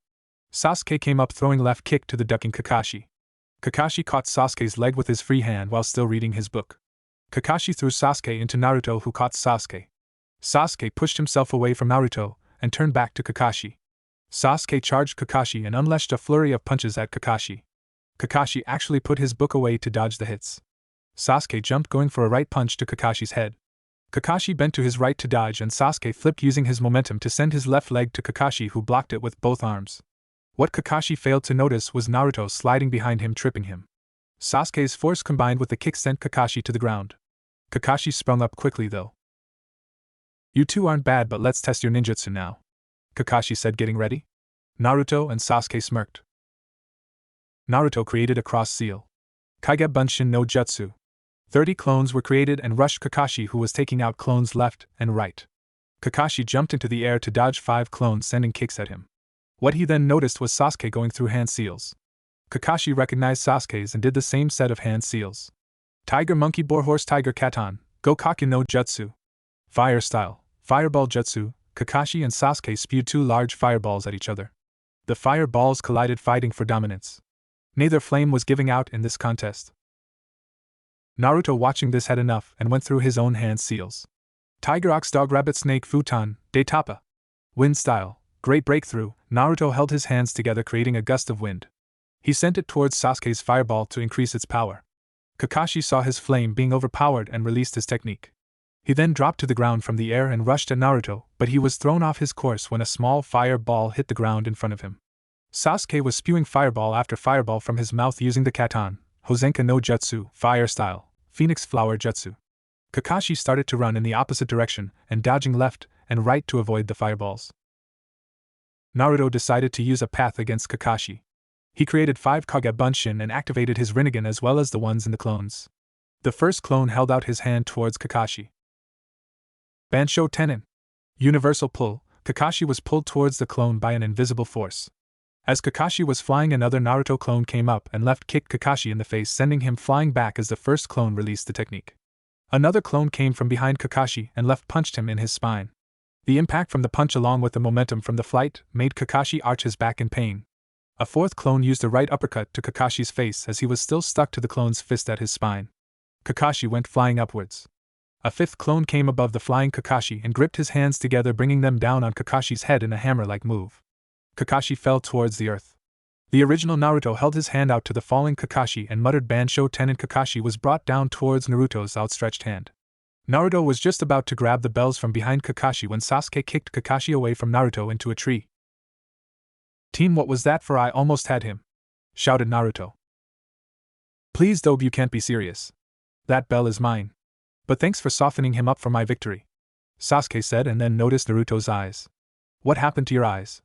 Sasuke asked. Naruto realized that he hadn't deactivated his Rinnegan, which he was going to keep secret for now. That option flew out the window. It's not important, Naruto said. Dobe, I demand you tell me what happened to your eyes. Well, now I have to say I was impressed with how you guys fought, but now I'm just disappointed since instead of going for victory you two are having a petty squabble. A voice said that stopped the argument quickly. They turned to the voice and saw Kakashi standing. He was bruised and a little injured, but he could still fight. Now it ends here for you two. Kakashi started going through hand seals. Tiger Dragon Horse Dog Dragon Tiger Katon, Morin Nagar no Jutsu. Fire Style, Blazing Stream Jutsu. Kakashi blew a stream of fire at the two. The flames were blood red in color, and they blew into a large wave of fire. The fire was too large for Naruto to absorb fully with his Predator path. And even though he could, Sasuke would also get hit. The flames were also too quick for them to dodge. Naruto had no options, but luckily they didn't need to wait long. Two blurs grabbed them and took them out of the way. One was pink and red while the other was blue and purple. Kakashi saw what happened and decided to read his book. Anko showed up, sweat dropping at the sight of Kakashi reading that book. How'd Hinata and Sakura do? Kakashi asked Anko without looking up from his book. Pinky was knocked into a tree by me easily after trying to rush at me with a punch. I just swatted her away into a tree. She needs to train. A lot, she said. And Hinata? He asked. Princess actually got a few hits on me, but more importantly she defended Pinky from me multiple times. She gave up the chance for a bell to save her actually. I think she figured it out, Anko said. Kakashi smirked under mask. We'll see since there's only an hour and a half left. With the genin. Naruto and Sasuke were wondering what just happened. Okay, I know you two are questioning what happened, but we need to tell you two the true point of the test. Hinata told them. This got the boys' attention. Think about this. When have there ever been two man cells with one jonin, let alone two? If we did that, we wouldn't need two jonin because they could just split us up into two separate cells. Also, how would they expect genin to take on one jonin single-handedly, let alone two jonin? The test is teamwork, we all have to work together. Hinata explained. The two boys thought over it and saw the logic and nodded, agreeing to work together. They all then thought up a plan. Kakashi was still reading while Anko was twirling a kunai around her finger. They were then put on guard by the loud rings of Katon, Gokakyu no Jutsu, Fire Style, Fireball Jutsu, and Futon, Ripusho, Wind Style, Gale Palm. Out of the forest came a large inferno at the two jonins. They dodged the flames. Kakashi jumping to his right while Anko jumped to her left. This was all a setup though. Out of the forest as the jonins dodged, Hinata struck at the still dodging Anko with a palm strike to her ribs. Kakashi was on the receiving end of a right hook from Sakura. They were sent back, and that's when they felt something hit their backs. They crashed into each other. They looked up and found themselves surrounded by the genin. Kakashi and Anko leaped up to their feet ready to fight. Sasuke rushed Kakashi only to jump over him to hit Anko with an axe kick to her head. Perplexed by the attack, Kakashi was struck by two fists. A left punch from Sakura and a right punch from Naruto. Both shots to his face. Hinata struck out with a few gentle fist strikes to Anko's stomach. Anko dodged each shot, but that is when Sasuke struck her from behind with a punch to the staggered, but then decided to step up her game. She summoned some snakes to attack. Hinata struck each one of them and then threw 4 kunai knives at Anko. Anko did a matrix-style back bend to dodge, but Sasuke appeared as she was dodging and axe kicked her stomach, dropping her to the ground. The kunais hit their intended target, who happened to be Kakashi. Kakashi was dodging the flurry of punches Sakura was sending, while Naruto was sending a flurry of kicks at his head and waist. As he was about to go on the offensive, felt something hit his legs. 4 kunai. 2 in each leg. Kakashi dropped to his knees and was then kicked in the back of the head by Naruto. Kakashi flew into a tree and Anko was thrown into the same one by the combination of Naruto and Sakura. Hinata then ran to strike their tenketsu while they were down. What she didn't realize was Anko was now awake and sent a kunai at her. Hinata had no time to dodge and the kunai hit her shoulder. With a yell of pain, Hinata fell to the ground clutching her shoulder. Naruto, seeing this, became enraged and activated his Rinnegan and held out both of his hands. Bansho Tenin. Universal pull. Kakashi and Anko were pulled towards him. Naruto released the technique when they were close enough and Sasuke and Sakura jumped at their teachers. Sakura punched Anko with a strong right punch to her face, sending her falling to the ground. Sasuke did the same to Kakashi. They then grabbed the bells while Naruto ran to check on Hinata. But then an alarm bell went off. You did well, but it seems Naruto and Hinata are going back to the academy, Kakashi said as both he and Anko started to stand. No, they aren't, Sasuke started. We know the point of the test. It's teamwork. You tried to divide us, but it didn't work. If they go back, we go back with them, Sasuke said. Kakashi then turned to Sakura. Do you agree? Sakura nodded with conviction. Well then you all. Kakashi was cut off by Anko. You all pass. And remember these words: those who break the rules are trash, but those who abandon their comrades are lower than that. Okay, we start training and missions tomorrow. Gotta go, bye. Anko said quickly and then disappeared in a swirl of leaves, shocking everyone. Damn it, Anko, you ruined my speech! Kakashi yelled with a twitching eyebrow. Anyway, we meet here tomorrow at 6 o'clock. Goodbye, kids, he said, and also disappeared in a swirl of leaves.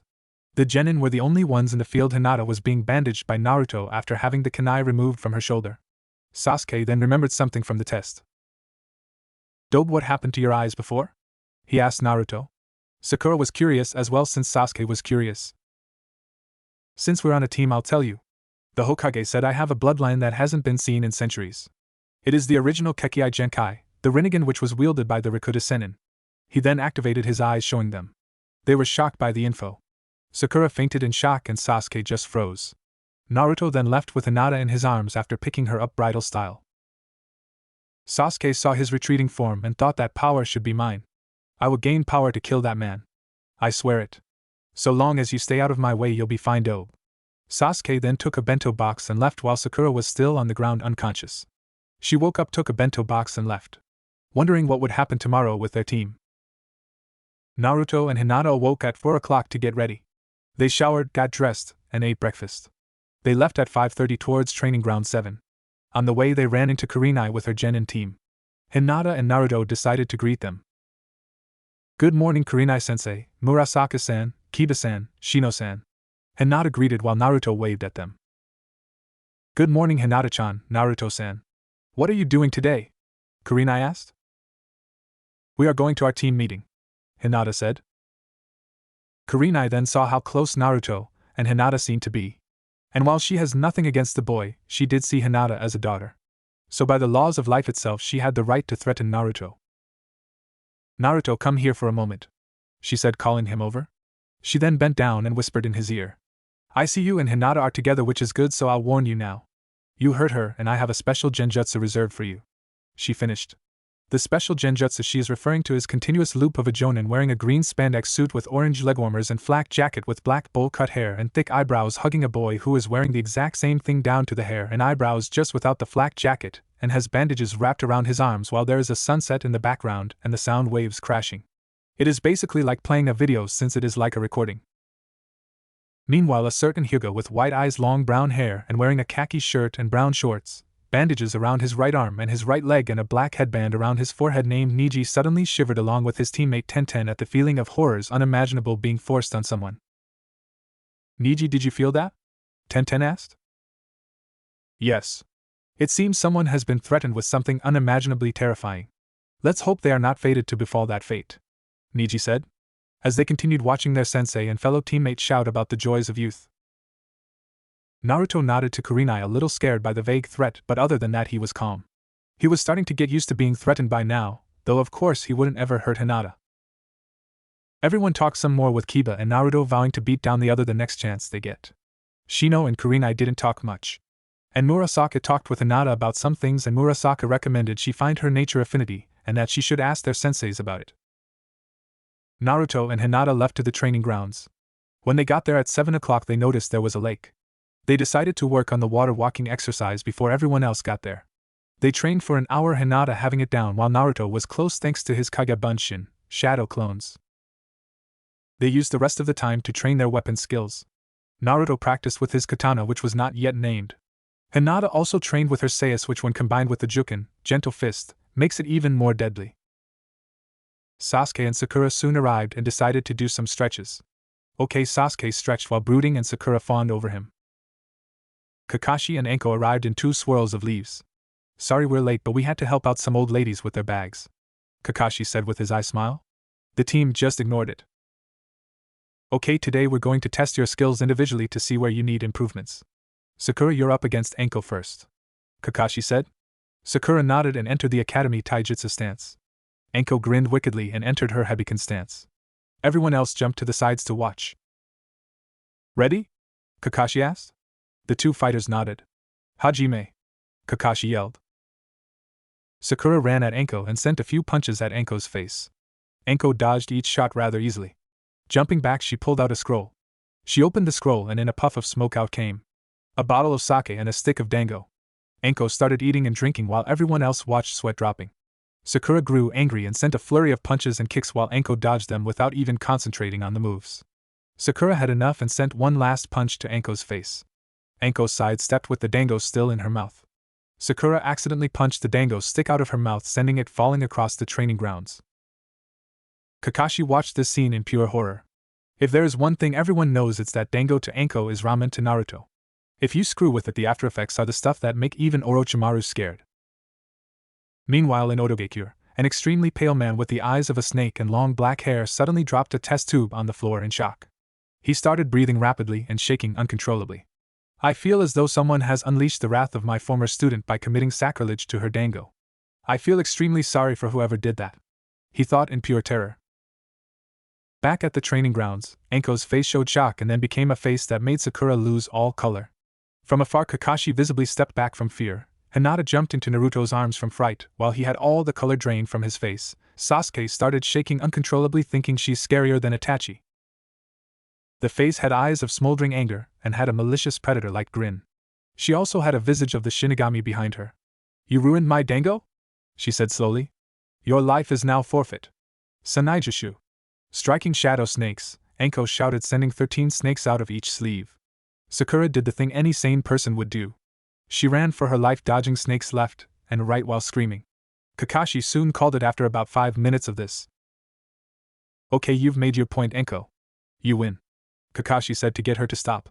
Anko nodded but sent a look to Sakura that said, we're not finished yet. Okay Sakura, a couple of things. 1. You use no ninjutsu or genjutsu, so get some. 2. Your taijutsu is literally punches and kicks with no forms, so work on that. And 3. Anko cut him off.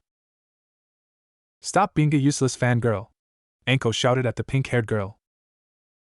Everyone's sweat dropped at that remark except Sakura, who looked affronted by the idea of being a fangirl. I'm not a fangirl, my love for Sasuke-kun is genuine, just his for me is, she said like she was perfectly sane. What she didn't notice was moving behind a tree or the sounds of gagging and heavy breathing. Okay Sasuke, you're up against Anko next, Kakashi said. Sasuke came from behind the tree and stood in front of Anko in the Uchiha Interceptor fist stance. Anko entered her Hebiken stance. They rushed at each other. Sasuke sent a left punch to Anko's head, who ducked. She sent her right leg to Sasuke's midsection as she ducked. Sasuke gripped the leg and flipped over her. When he landed, he swept her legs with his own. Anko fell on her back but quickly sprung up, sending a punch to Sasuke's face as he stood up from the leg sweep. Sasuke was sent back skidding across the grass until he stopped a few feet away from Anko. He then went through hand seals, rat tiger dog ox rabbit tiger katon, Hosenka no jutsu. Fire style, phoenix flower jutsu. Multiple fireballs shot out of Sasuke's mouth, to which Anko proceeded to dodge left and right. After dodging the last when doing a matrix-style backbend, she came up and saw Sasuke finishing up a series of hand signs. Shinsina Uchiha Katon, Ryusei Borise.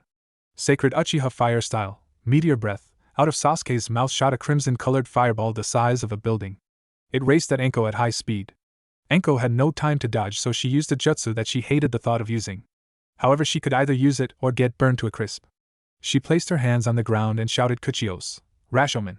Summoning, Rashomen, a large gate with a menacing face on the doors came out of the ground. It stopped the large fireball easily. Sasuke started panting after that technique, since he used most of his chakra in that fireball attack. Well done, Sasuke. You live up to the title of Rookie of the Year, but you still need to work on a few things, such as adding some new jutsu to your repertoire, getting experience, and ironing out a few flaws in your taijutsu, Kakashi said. My taijutsu has no flaws. It is superior to all other styles, Sasuke said arrogantly. Kakashi will also have to work on getting rid of your arrogance, gaki brat, Anko said. Sasuke scowled at that remark. Okay, next up is Hinata. Hinata nodded with Naruto wishing her luck. Hinata stood before Anko, entering her Juho stance and activating her Byakugan. Anko entered her stance and rushed at Hinata. Anko threw a left punch at Hinata's face. Hinata dodged by spinning around the punch. She then hit 3 Tenketsu points in Anko's left arm as she dodged the punch. Hinata then kicked Anko's leg out from under her, making her fall. As Anko fell, Hinata laced her hands with chakra and hit 9 points on Anko, 2 in the stomach area, 3 on each rib, and the last one in the chest. All the while she shouted Juho, Kyute no Haira no Sudaraiki. Gentle step, 9 palm strike. Anko was ousted into the ground hard on the last shot by Hinata. Kakashi called the match after that. Okay Hinata, well done, you just need some jutsu and experience. You should also improve your new taijutsu, but Anko can help with that, Hinata nodded and unblocked Anko's Tenketsu points. Anko, I'm going to spar with Naruto so you can watch the match. Anko nodded and went off to the side. Kakashi stood in front of Naruto and pulled out his Ika Ika Paradise book. This caused Anko to get annoyed and she went over to Naruto and whispered in his ear something. Naruto nodded to what she said. Naruto entered the Kitsuniken stance. He then created 30 Kage Bunshin. Kakashi just dodged and attacked the clones without even looking up from his book. The original Naruto decided to activate his Rinnegan and held out his hand muttering Bansho Tenin, universal pull. What was pulled was not Kakashi but his book. Kakashi's eyes grew wide with fear and he rushed at Naruto, grabbing the book quickly and landing behind him.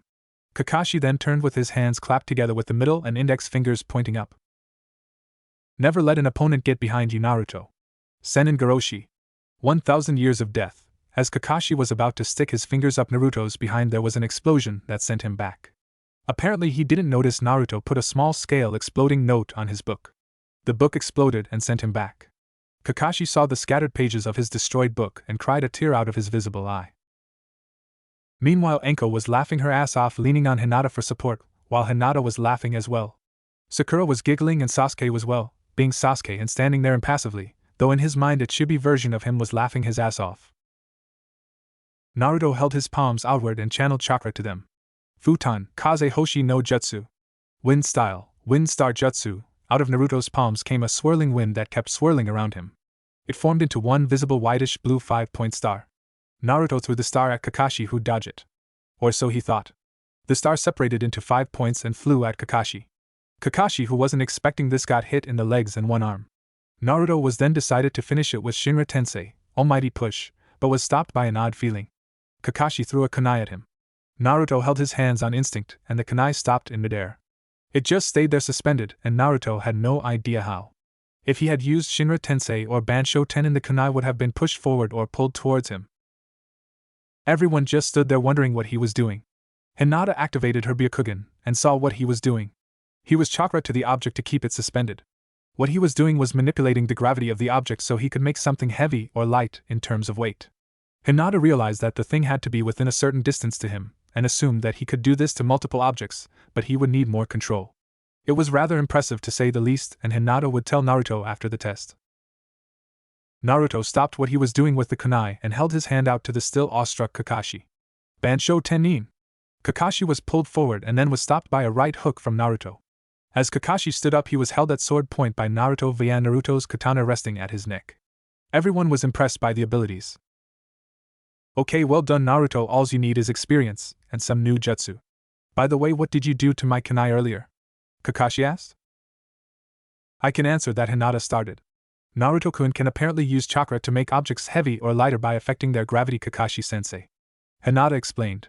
This caused everyone to have their jaws drop. Sasuke seethed to hear this but soon realized he would just beat him down when he got his Sharingan to prove whose bloodline is better. Kakashi then got everyone back on track.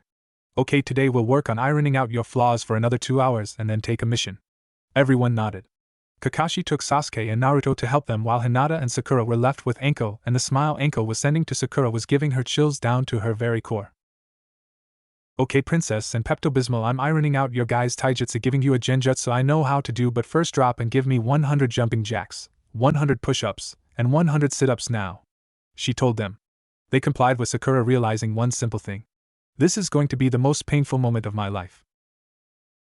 Meanwhile, Kakashi created a shadow clone to work with Sasuke since he was to be ironing out his taijutsu. Naruto and him decided to work on his sword practice as Kakashi was an ANBU agent and used to use a sword. They covered ground with that for an hour, proving Naruto was a natural with the sword. They then moved on to improving his Preta-Path ability of chakra absorption. Kakashi just spent an hour throwing fireballs at Naruto for him to absorb the chakra from. This was to increase speed, but Kakashi noticed something. He went over to Naruto while he had the path activated and felt his chakra draining. He then deduced if Naruto could lower the height and length of the barrier but increase the number of them by that logic, he could put them around his hands and feet and create a pseudo-juken where instead of blocking chakra points you steal chakra directly from an opponent. This, however, would require more chakra control training and at least mid-Chunin level control at the least, so Naruto wasn't there yet. The team stopped training for the day with Sasuke having fixed his taijutsu a little, Hinata having done the same, and in the process of learning a genjutsu. Sakura had learned the genjutsu easily but was struggling to learn a taijutsu since Anko's style didn't work well for her, and Naruto heard Kakashi's theory, so he would work on his chakra control but would also work more on his sword. Kakashi told him that he had an old friend in ANBU that could teach him the sword and another that could teach Hinata how to use her sais. Team 7 decided to see the Hokage for a mission. The only mission left happened to be a capture a pet mission. Kakashi read the mission details and accepted it, asking for 6 radio communicators, to which the Hokage reminded him they would need codenames, to which Anko decided to name each of them except Hinata, whose codename was picked by Naruto. Time skip to forest. Sakura was behind a tree and spoke into her radio. "This is Pink Harpy. Oh, I hate you, Anko-sensei. I see no sign of the target, over," Sakura said. "This is Fox Prince. I see the target about 20 meters away, over," Naruto said. "This is Raven Princess. I see the target about 23 meters away from me." "It's 10 meters away from you, Emo Lord," over, Hinata said, trying not to giggle. "This is Emo Lord. Damn you, sensei. I am closest to the target. Permission to capture?" Sasuke asked. "Okay, this is Porn King. Damn it, Anko. I give you permission now," Kakashi ordered. Sasuke jumped at the cat from above and grabbed it. The cat then started claw at his face repeatedly to break free, to which it succeeded and ran. It jumped into the air and into Hinata's arms, who happened to be on the way with everyone else. The cat nuzzled into her arms, to which was shocked that the vicious cat liked Hinata for some reason. Oddly enough, it nodded to Naruto, which Hinata thought that maybe because of his animal path power. Hinata took some of the cat's fur to see for later on when the time comes for Naruto's animal path. Sensei, Hinata has the target. Red bow on ear is definitely Tora. This is Snake Queen, well done.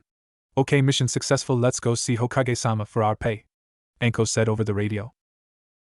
The team gave the cat to a rather large woman in fancy clothing who started hugging, choking with hugs, the cat. Sasuke smirked to see this, but everyone had the same thought. No wonder this cat ran away. They all got their pay and left, glad that they wouldn't have to chase that cat again. Yeah, right. Naruto and Hinata woke up one day and went to meet with their team at Training Ground 7. Over the past month, the team has done a total of 26 missions. Their individual skills have also increased, as did their teamwork skills, thanks to Kakashi giving them assignments that encourage teamwork. He also started training Sasuke and Sakura in chakra control, since Naruto and Hinata were ahead of them in that department. He taught them after being threatened by a prank combination of Naruto and Anko. That in itself is a horror that should never be released. For the genin, Sakura has increased her abilities with her taijutsu style, and has a few jutsu under her belt. The jutsus include Magen, Narukami no Jutsu, Demonic Illusion, Death Mirage Jutsu, that she learned from Kakashi, which shows the target their worst nightmare, Magen, Jubaka Satsu, Demonic Illusion, Tree Binding Death, which shows the victim being trapped by a tree and the user killing them after appearing out of the tree due to being a part of the tree, Furashukasen, Flash Ray. A small flash of chakra that blinds the opponent temporarily, and Bunshi Sakurichi, Banshee Screech, which lets out a sonic screech that makes people temporarily go deaf and have extreme ear pains for a short time, which Anko gave her a scroll for after finding it, saying it was perfect for her to use. She was also able to complete the tree walking exercise and was working on water walking. Sasuke had ironed out the flaws in his taijutsu and gained a few new Katan Jutsu, fire-style jutsu, under his belt, including Katan, Kane Bakufu no Jutsu, fire-style, Flame Blast Jutsu, which shoots a small wall of fire that rushes at high speeds to its target, Katan, Enden, fire-style, Flame Bombs, which the user creates oil in their mouth and then shoots out a large fireball that can wound or kill depending on how much oil is used, and Katan, Inferno Yari, fire-style, Inferno Spear, which creates a small stream of fire that pierces whatever it comes in contact with, and that takes the shape of a spear. He also completed tree climbing and moved on to water walking, which he is in the process of learning. Hinata has worked on her Juho, gentle step, style of taijutsu, and has also increased her chakra capacity exponentially, going from high genin level reserves to mid Chunin level. She's also been learning how to wield her sais from an old friend of Kakashi from his ANBU days. The person was ANBU agent Hibari, Skylark. She taught Hinata how to use her sais effectively. She can take down Chunin no problem and can hold off low to mid Jonin level opponents. She has even better chakra control as well. Naruto has been training in chakra control, completing water walking thanks to his Kage Bunshin. He also has been learning how to use his sword from the ANBU agent Nico, Cat, who happened to be Anko's roommate. He also has been working on his Rinnegan powers. He has started mastering the Deva Path ability to control an object's gravity, making it light or heavy and even float. He also has started using his Preta Path ability in a combat way by creating 4 small barriers around the hands and feet, allowing him to absorb someone's chakra with taijutsu. Human Path, he found he had a choice in ripping people's souls out. He also has been learning the basic starting exercises of the other elemental affinities thanks to his Kage Bunshin. Today they are meeting with the Hokage and Iruka for some missions, and Kakashi feels that they deserve a reward for their work they've done over the last month. Hokage-sama, I would like to recommend my team for a C-rank mission, Kakashi said. This perked the genin up. Sasuke was tired of D ranks as well as Naruto and Hinata. Hinata didn't mind D ranks, but they got tired of them quickly. Naruto hated them but kept it to himself due to fear of what Hinata, Sakura, and Enko would do to him if he made a fool of himself. Sakura was the only one who actually liked ranks. Enko actually wanted to get her head examined by the Yamanakas because that behavior isn't normal. Okay, I have a C rank for you guys. You have to escort and guard a bridge builder to Nami no Kuni, the land of waves, so he can work on a bridge there. You have to guard him from threats as well while he works on the bridge, the Hokage said. Normally Iruka would have yelled that they weren't ready for a C rank mission, but the team had been proving to be exceptional. Also, he didn't want to be on the receiving end of a prank combo by Naruto and Enko. The last person that was pranked was Ebisu after insulting both Naruto and Enko while also asking Hinata what she saw in Naruto.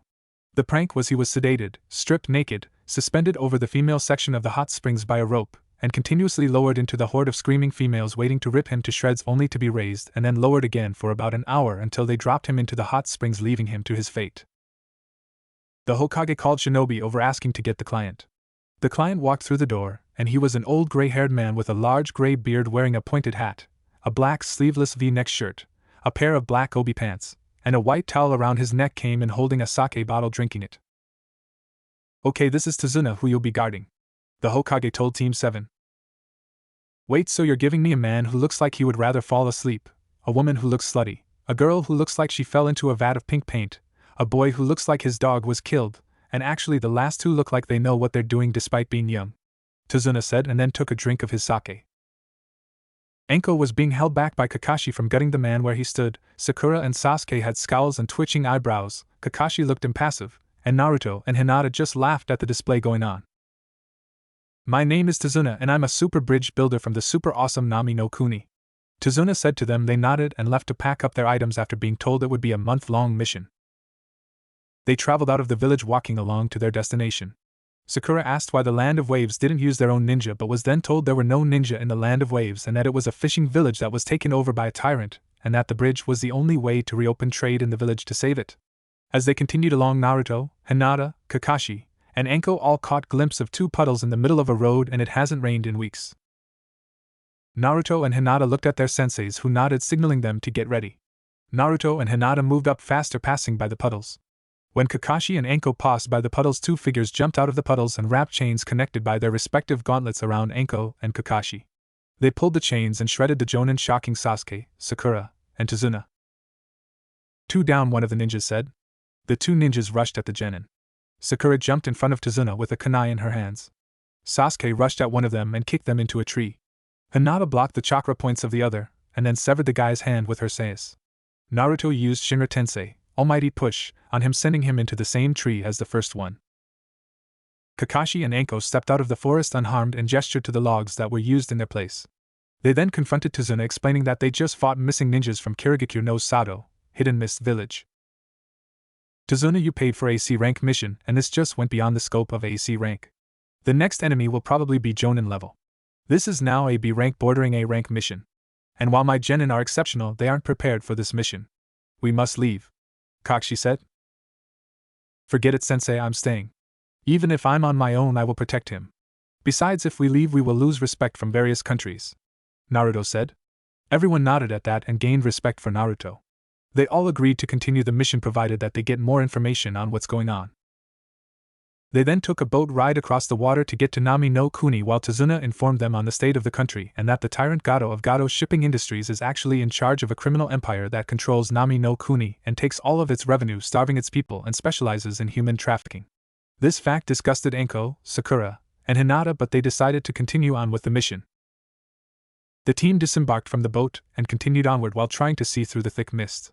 As they were walking, Naruto sensed something in the bushes and threw a kunai at the bush. He then parted the bush to reveal a white rabbit. Sorry about that, little guy, Naruto said to the rabbit, and then started to pet it, as did Hinata, while everyone relaxed from their guards. Kakashi and Enko, however, took in the rabbit's fur color, as it was white and it was spring. White rabbits wouldn't be out in spring unless it had an owner. And it wouldn't be out without its owner unless it was a kawarimi. Substitution, Kakashi and Anko seemed to have this same thought. Get down now! Anko shouted. Kakashi tackled Tazuna to the ground, narrowly avoiding a large blade spinning and flying overhead of them. Sasuke ducked, Sakura dived to the left, and Anko ducked. Naruto saw that Hinata was about to get hit, and not able to avoid in time. So he rushed to her side and was intending to take the blow for her. Instead of the blade cutting through flesh, it connected with metal. Naruto had unlocked his Azura path in the form of mechanized armor. He had a steel-silver vest that covered the front and back of his torso. The large blade bounced off the metal armor into the ground. Out of the shadows came a large man. The man had short, spiky black hair, and the bottom half of his face was covered in bandages. He wore no shirt but had a belt harness on his chest for the sword. He was muscular, had a pair of striped baggy pants, and wore his headband for Kirigakure sideways on his head. The symbol was of 4 squiggly lines, 2 on the top half and 2 on the bottom. He was Momochi Zabuza, the Kirigakure no Kijin, the demon of the hidden mist. Isn't this a surprise? Sharingan no Kakashi, Kakashi of the Sharingan, and Anko Hibi no Ju, Anko the Snake Queen, as well as a genin that can block Kubikura Bocho, decapitation carving knife. This is going to be fun, hee hee. Zabuza said and started cackling evilly. Sasuke froze after hearing Kakashi's moniker. Momochi Zabuza, the Kirigakure no Kijin. I guess Anko and I have to take you out. Considering your past. In Kiri, the graduation exam was you were to kill a classmate in a duel, but you killed an entire class and you weren't even a student. Kakashi said and then turned to the genin. Guys, protect Tazuna in Bakusu box formation. The genin nodded and then surrounded Tazuna with Sasuke in front of him holding a kunai, Sakura on Tazuna's left holding a kunai, Naruto on Tazuna's right wielding his sword, and Hinata behind Tazuna wielding her sais. All had their backs facing Tazuna. Zabuza, it seems Kakashi and I will be fighting you. I'll enjoy taking your head in for a bounty as well as drinking your blood. Kukuku, Anko said, drawing her kunai. Kakashi lifted the headband over his left eye, bringing it across his forehead. He opened his left eye, revealing a red eye with a black pupil and 3 black tomo around the pupil. Sasuke saw the eye and was in shock. Ooh, the Sharingan right off the bat.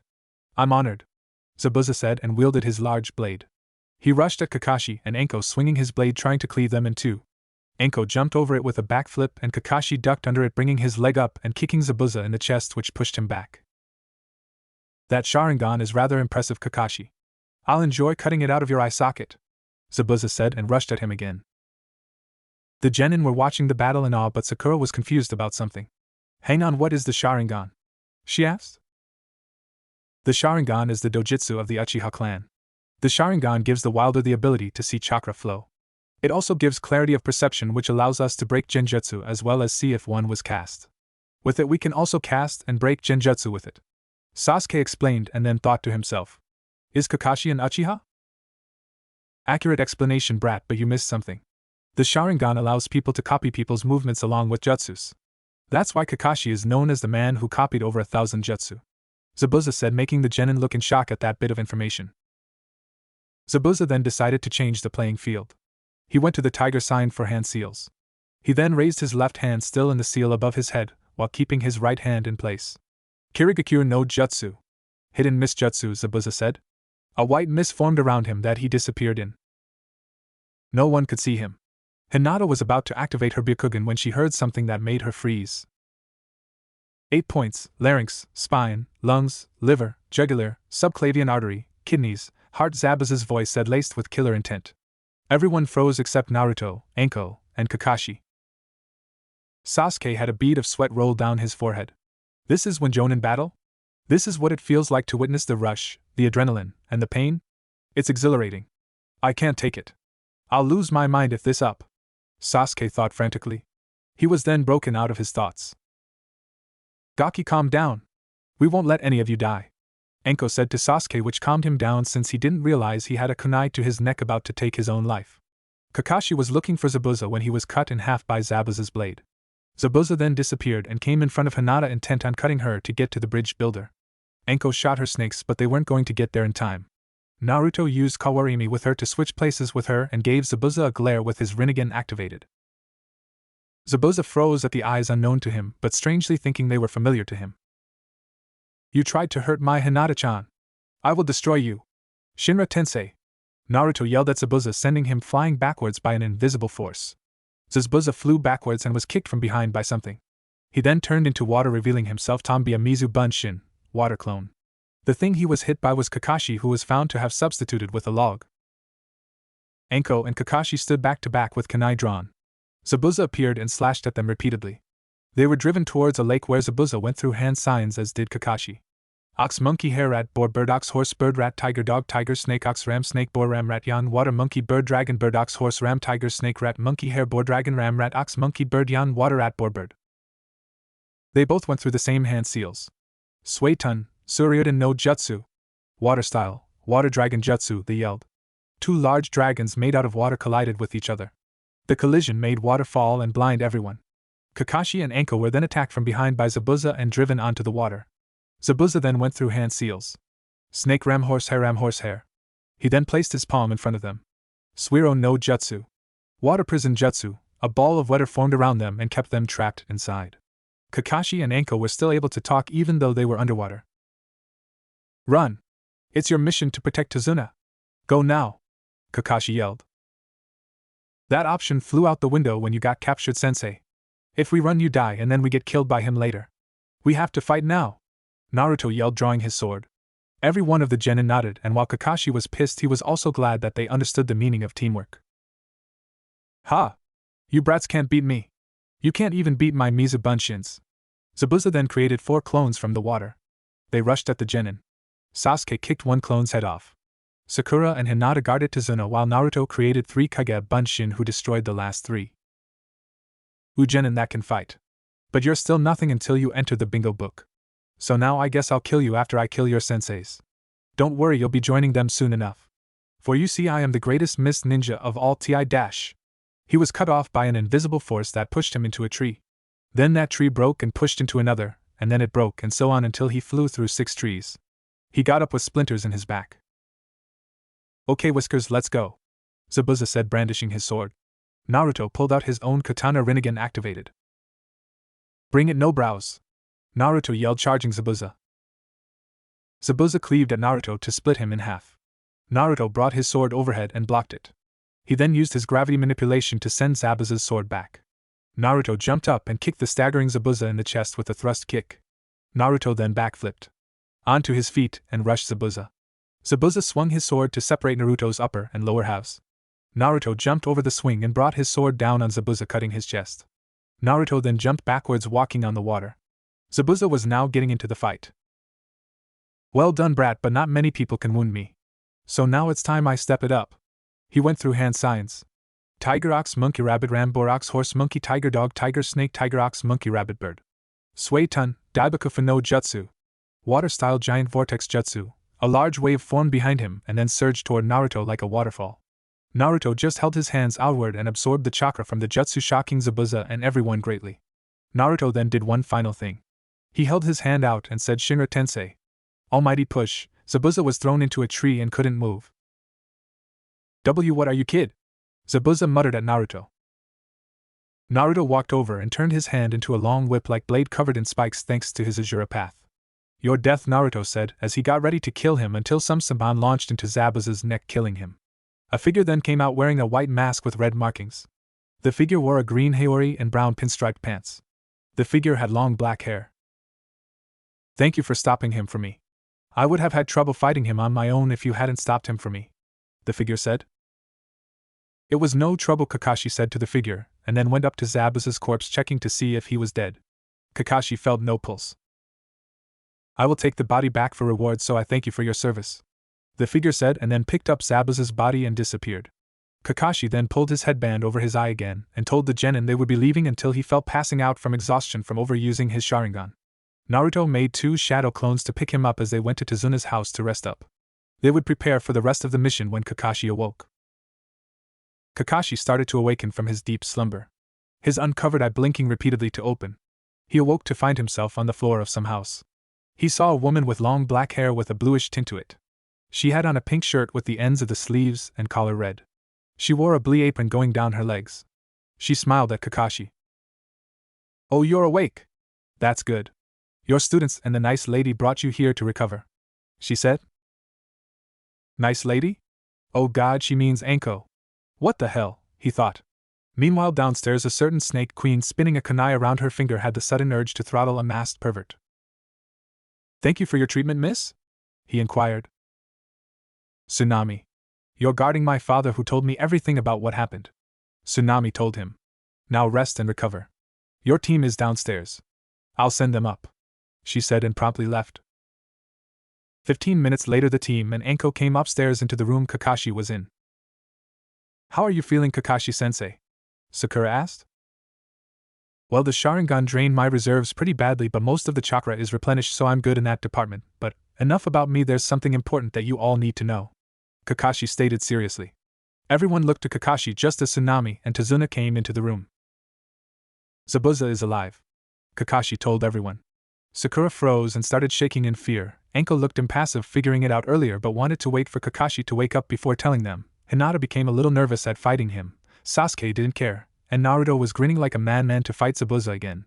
Tazuna dropped the sake bottle in his hand while Tsunami started to shiver since they told her what Zabuza is capable of, and she feared for her father's life. "Kakashi-sensei, how can you be sure? We saw that ninja kill him," Sakura said, confused.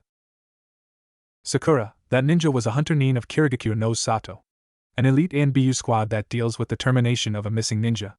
They are supposed to kill a missing nin and then destroy the body so no information is traced back from their bodies. Now tell me, what did the masked ninja do with the body?" Kakashi asked her. "The ninja picked it up and then disappeared with it," she said. "Correct, but hunter ninjas are supposed to destroy the body after termination to keep the secrets safe, especially since we were right there," he explained as everyone processed the information. "Another thing, the ninja used saban or throwing needles. They aren't really used to kill but can put the body in a death-like state temporarily that can confuse even medical ninjas. Face it, the ninja is buddy-buddy with Zabuza," Kakashi explained. "So what do we now, Kakashi-sensei?" Hinata asked. "Simple, princess, we train," Anko said. "You two will do the water walking exercise to get it down," Anko told Sakura and Sasuke. "Afterwards we'll do elemental jutsu. In the meantime, Hinata, work on your new Juho technique." Hinata nodded, seeing how she was close to finishing her new move. "Naruto, work on your Rinnegan powers and your Kenjutsu. Also, I saw a book in your backpack on Fuinjutsu. I want you to have clones work on that so you can get basic sealing done. I want you to be able to make some gravity seal weights for the team." Naruto nodded, remembering that he got the book from the Hokage after learning of his parentage. "We have probably 2 weeks until Zabuza can return to full strength. Move out now," she told them as they left to begin training. "Do you think those kids can really defeat Gato too-san?" Tsunami asked her father. Just as he was about to answer, someone cut him off. "Please, no one can beat Gato," the voice said. Everyone turned to the door to see a small boy. He had a white and blue hat over his short, spiky black hair. He wore a yellow shirt and green overalls over that. He also had the patented emo scowl across his face like so many other people. Meanwhile, in the afterlife, many men and women who had black hair and on their clothes a red and white Gunbai fan symbol suddenly stopped. "Another has joined us in the way of the brood. We of the Uchiha clan must celebrate," they chorused ritualistically. Off to the side, a woman with long black hair and bangs framing her face facepalmed at what her clan was currently doing. Back at Tazuna's house, the boy left promptly after his outburst and greeting Tazuna. He was Tsunami's son Inari, who had a very emo outlook on life for reasons that cannot be explained yet. Anko told the genin of Inari, and how he believes they will all fail and die. "So this brat thinks we'll die? I'll show him my power," Naruto said. "Shut it, dope. You have no power unlike me," Sasuke told him. "Yet Baka Sasuke-kun is better than you," Sakura screeched. "Really now?" Naruto asked, activating his Rinnegan. "I have the eyes of the gods, what do you two have?" he asked. "Please, dope, when I get my Sharingan I will outclass your Rinnegan in an instant," Sasuke said arrogantly. "Yeah," Sakura screeched. "Okay, that's it," Naruto and Hinata, who was watching the whole thing, yelled. Hinata hit Sakura's throat with a Juken strike while Naruto used Shinra Tensei, Almighty Push, to throw Sasuke into a tree. "Okay, Sasuke, Sakura, I'm only going to say this once, so listen up." Naruto started. "We are a team, so I think I can seriously say this." Sakura stopped fawning over Sasuke. "You have no skills whatsoever. Being a fangirl didn't help before and it isn't helping you now. You want to be with Sasuke, fine, but do it like a true kunoichi by training and hard work," Naruto stated to the temporarily muted girl while Hinata nodded in agreement. And Sasuke, quit thinking just because you have a near-extinct dojutsu that you are Kami on Earth. Your arrogance is going to get you killed if you continue down this path. Naruto told the boy. And I'll listen to you, why? Sasuke asked mockingly. Naruto glared with his Rinnegan.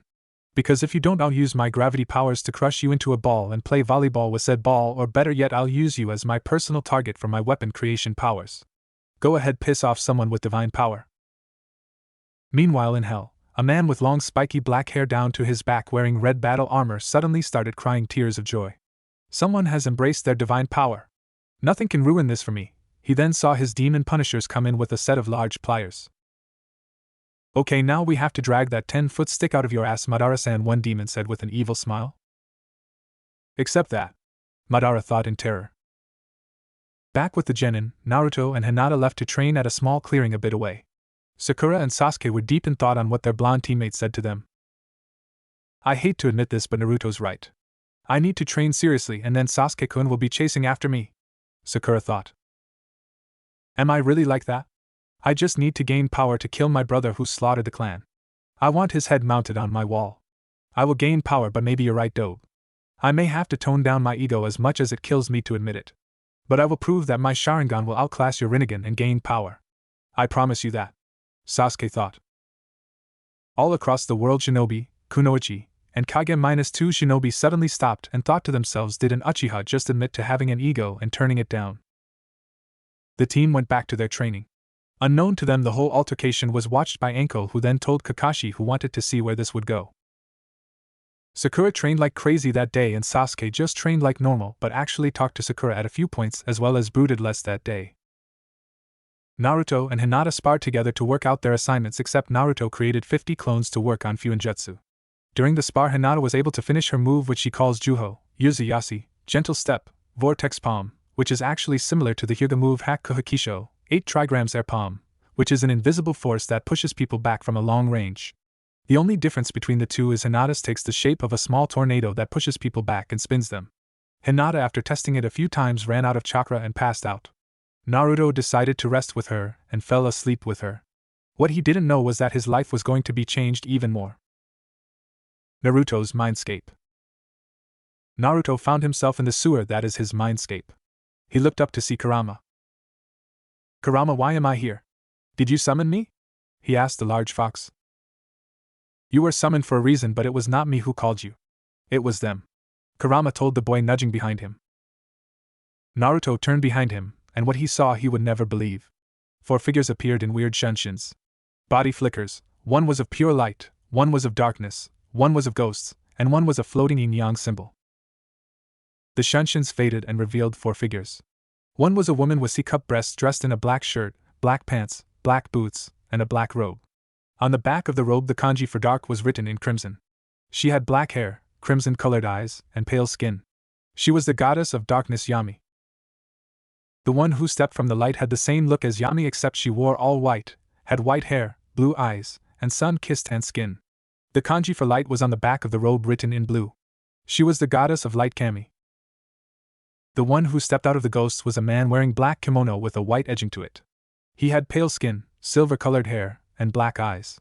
He had a sai on his back and had a mask strapped to his leg that looked like an Oni demon mask. He was the Shinigami, ruler of the dead. The final figure stepped from the yin-yang symbol. It was a man wearing a black shirt and pants. He had a white coat on that on the back had a red Rinnegan at the neck and 9 magatamas underneath that in rows of 3 going down. He had spiky white hair and carried a staff. His eyes were the Rinnegan. He was Otsutsuki Hagoromo, the Rikudo Sennin, sage of the 6 paths. Uzumaki Naruto spoke the sage. Do you know who we are? He asked. I do not know, unfortunately, Naruto said. Okay, then I am Otsutsuki Hagoromo, the Rikudo Sennin, he said to Naruto, whose jaw dropped. I am Kami, the woman in white said. I am Yami, said the woman in black. I am the Shinigami said. Why have you summoned me? Naruto asked, bowing. We summoned you to give you gifts and power as well as to reveal the truth to you. Hagoromo started. What truth? Naruto asked, confused.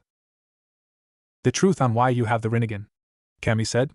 But first, time for the gifts, she said. I shall go first, started Yami. Naruto, I gift unto you this cloak, Yami said as a black cloak appeared with the crimson kanji for shadow on the back. The cloak has a chameleon property of changing colors, but if you need to get away quick it can turn invisible. The thing about the invisibility power is it will continuously drain your chakra, so be cautious when using it, she told him as Naruto nodded and put on the cloak. I'm next. This is not for you but someone close to you. In fact, I will bring that person here. Kami started and snapped her fingers. In a flash of light, Hinata appeared. Naruto-kun, what's going on? Where am I? She asked. After an explanation from Kami, who said they could bring people into the mindscape at will, Hinata fainted.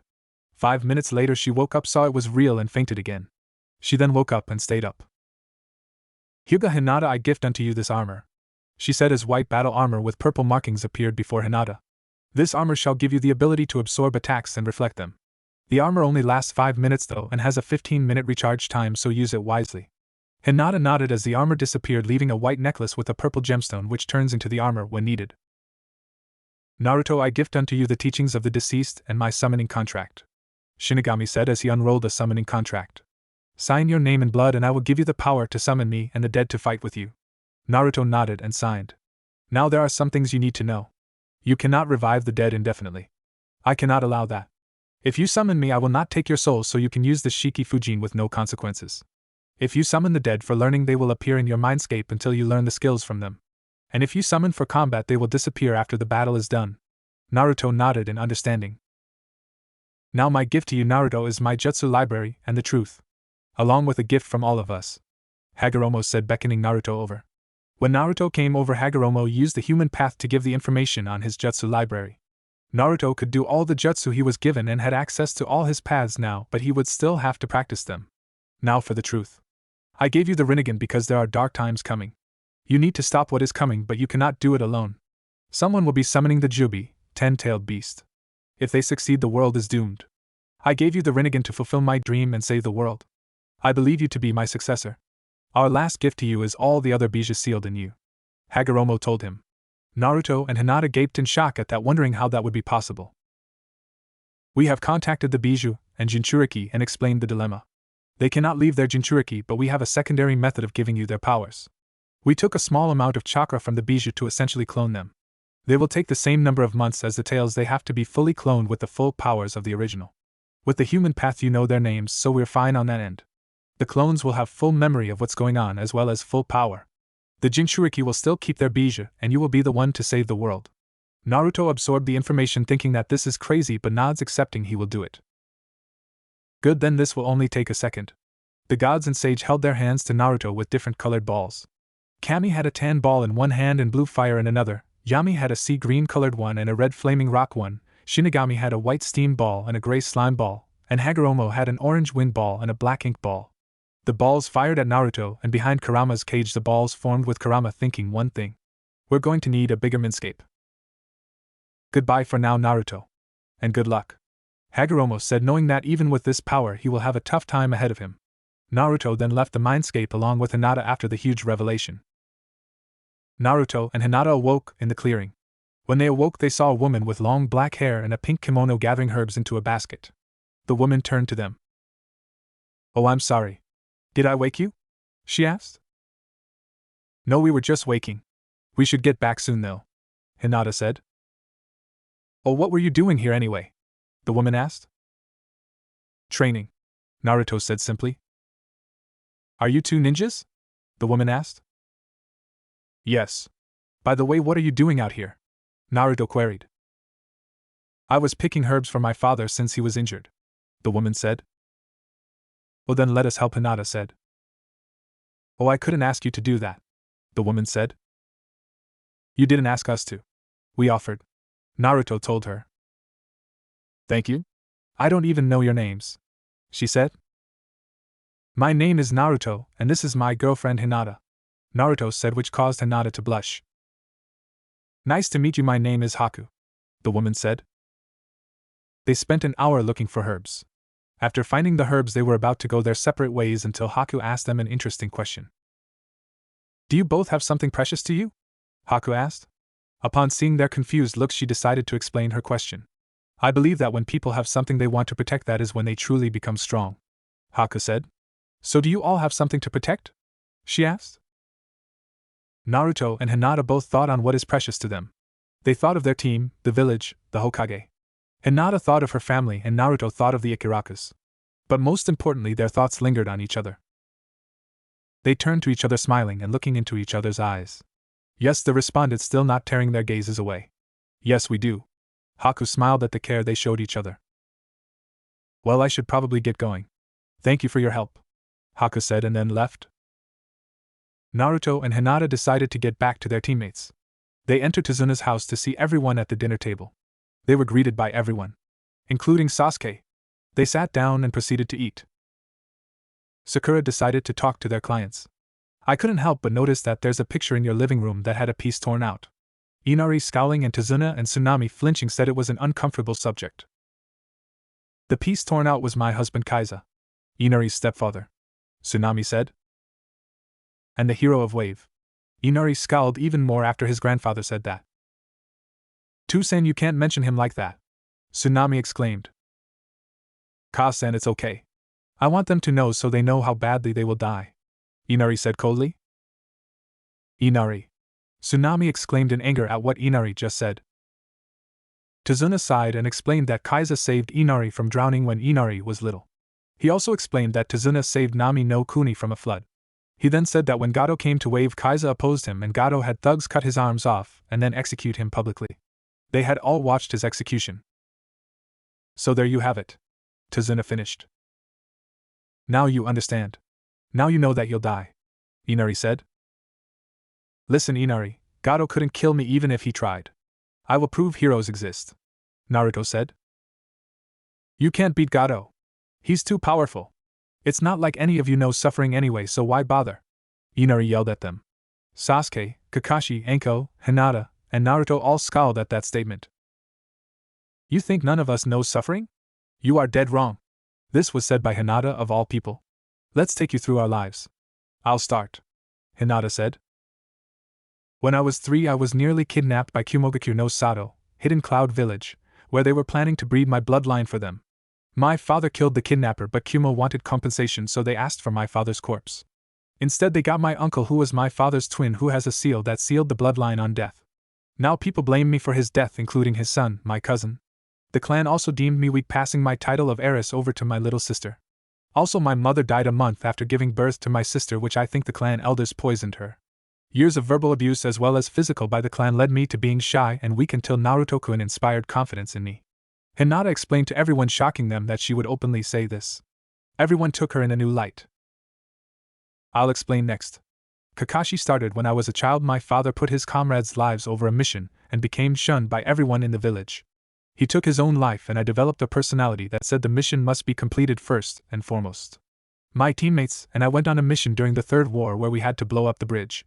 My female teammate Rin was kidnapped by IWA shinobi. My teammate Uchiha Obito went to save her alone when I refused to help. I went there to help anyway and we rescued Rin even though my left eye was slashed. Unfortunately, one shinobi caused a cave-in. In the cave we found Rin. Obito pushed me out of the way of a falling rock. The right side of his body was crushed by a rock and he gave me his Sharingan eye to replace my left eye. I gained the Sharingan but lost a friend. I learned then that those who break the rules are trash, but those who abandon their comrades are worse than trash. Later in the war, my teammate Rin died by my hands, Kakashi said sadly. My turn. Enko started. I was trained by Orochimaru the Snake Sannin. He is a traitor to the village, but he wasn't at the time. I was given an experimental mark by him that disgusts me to this day. Back home, I'm associated with that traitor back home. I'm glared at, ignored, and at some points I was nearly raped. My life is not easy, brat. Enko explained, pissed off at the insinuation that she doesn't know suffering. I'm next, Sasuke said. I grew up in a clan with my family. One night my older brother killed everyone except me. My mother, my father, my aunts, uncles, cousins, they were all killed by my brother. He spared me, saying that I wasn't worth killing and that I could present a challenge to him later on. I vowed vengeance on him that night, Sasuke explained. If you think those were bad, just wait for my story. Since the day I was born, people have wanted to kill me for something out of my control. At 3, I was kicked out of the orphanage. At 4, I was assaulted by a butcher with a cleaver. I was beaten every other week by villagers since day 1. I have people glare at me daily. On holidays, I get attacked by villagers in the form of mobs. On my birthday, mobs break into my house, beat me, drag me into the village, and then tie me to a post and light me on fire. The only reason I'm still alive is because of my healing factor makes it seem like it never happened. I have few people who don't hate me. So Brat, who has it worse, us or you? Naruto finished and then left to train with Hinata following him. Was that all true? Tazuna asked. Yes, everything we've said is true, but Naruto's was the watered-down version, Kakashi explained. Inari cried for what he said. Everyone had more respect for Naruto that night. Naruto and Hinata decided to sleep outside in a clearing that night. Tomorrow would be better. Time skip. Naruto, Hinata, Sakura, and Sasuke have been training their respective affinities. Sasuke had fire and lightning. Sakura had earth. Hinata had water and lightning. Naruto had fire, water, earth, wind, and lightning due to his Rinnegan. After his meeting with the gods and the sage, Naruto gained the sage's powers. Powers including Intan, In Release, Yotan, Yang Release, and Anmayatan, In Yang Release, as well as the sage's jutsu library. He just needs to practice them. Naruto spent the rest of the 2 weeks training his jutsu library and sparring with Hinata. The day before the inevitable showdown, Naruto had his jutsu S down and 3 new summoning contracts thanks to the dead ninjas he summoned for learning. The Kitsune, Fox, Teiko, Octopus, and Washi Eagle contracts. Sasuke, Sakura, and Hinata had 2 new jutsu for each affinity. The teams were ready for the inevitable showdown on the bridge tomorrow. The day had finally arrived. Team 7 were all ready to fight Zabuza and his accomplice. Well, almost all of them. Naruto was still asleep. The team decided to go to the bridge without him, thinking they would be fine. Oh, how wrong they would be. The bridge. Tazuna and Team 7 minus Naruto had arrived on the bridge only to see absolute carnage through a mist on the still unfinished bridge. Bodies were strewn across the bridge. 1 man was cleaved in half, 1 man looked like a pincushion, and hell, 1 man had been hung from the side of the bridge by his intestines after being disemboweled by whatever monster did this. Needless to say, Tazuna and Sakura vomited at that sight. Be on guard, everyone. They're still here, Kakashi said, pulling out a kunai. The mist started to clear up. Ah, Kakashi and his cheerleaders. Hand over the bridge builder and I won't hurt you all much, Zabuza said, exiting the mist and readying his sword. Next to him was the hunter ninja. Team protect Tazuna, Kakashi ordered as the Genin and Enko pulled out kunai while Hinata pulled out her sais. Kakashi then lifted his headband, revealing his Sharingan. Ooh, the Sharingan again. You know it didn't help the first time, what makes you think it'll help now? Plus, I'm not alone, Zabuza said, indicating the hunter ninja who rushed at the Genin, but when they got close they were intercepted by a palm strike that sent them back. The attacker revealed to be Hinata. You are not going to get Tazuna, Haku, Hinata said, entering her stance. Zabuza's eyes widened at the deduction of Haku's identity.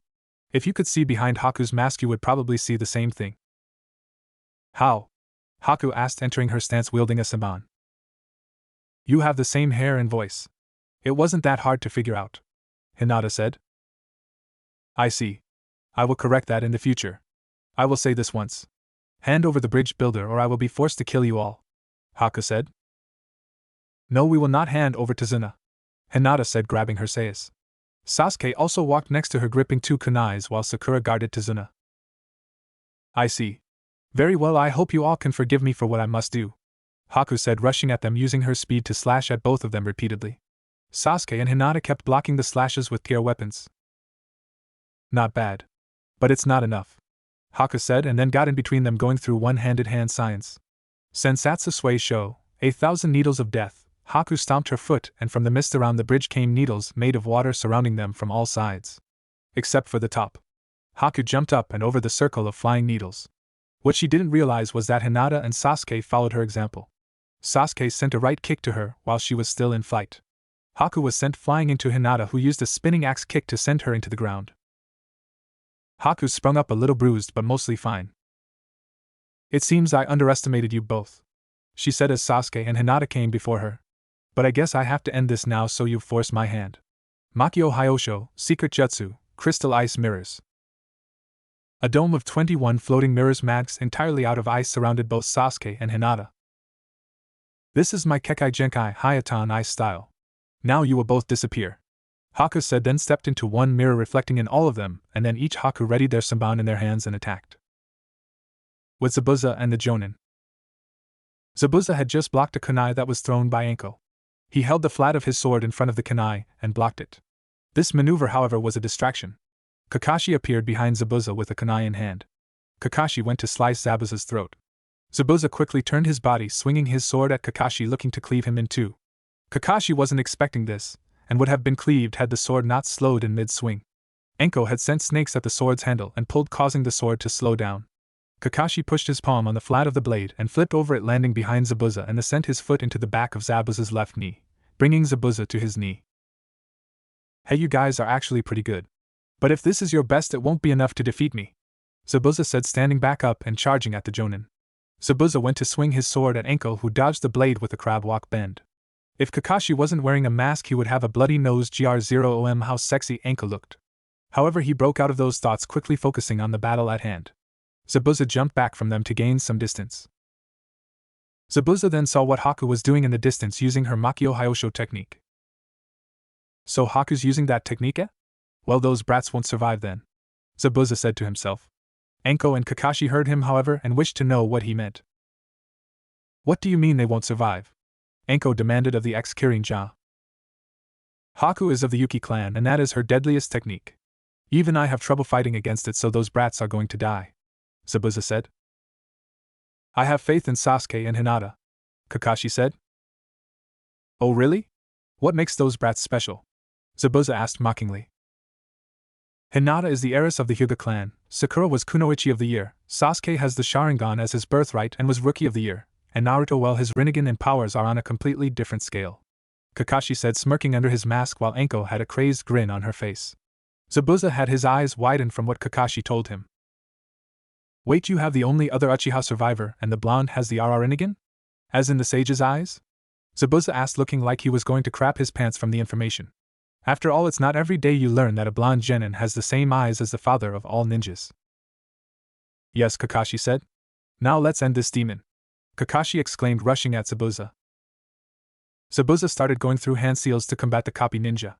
Suetun, Suryuda no Jutsu, Water Style, Water Dragon Jutsu, a dragon made of water formed from the water underneath the unfinished bridge.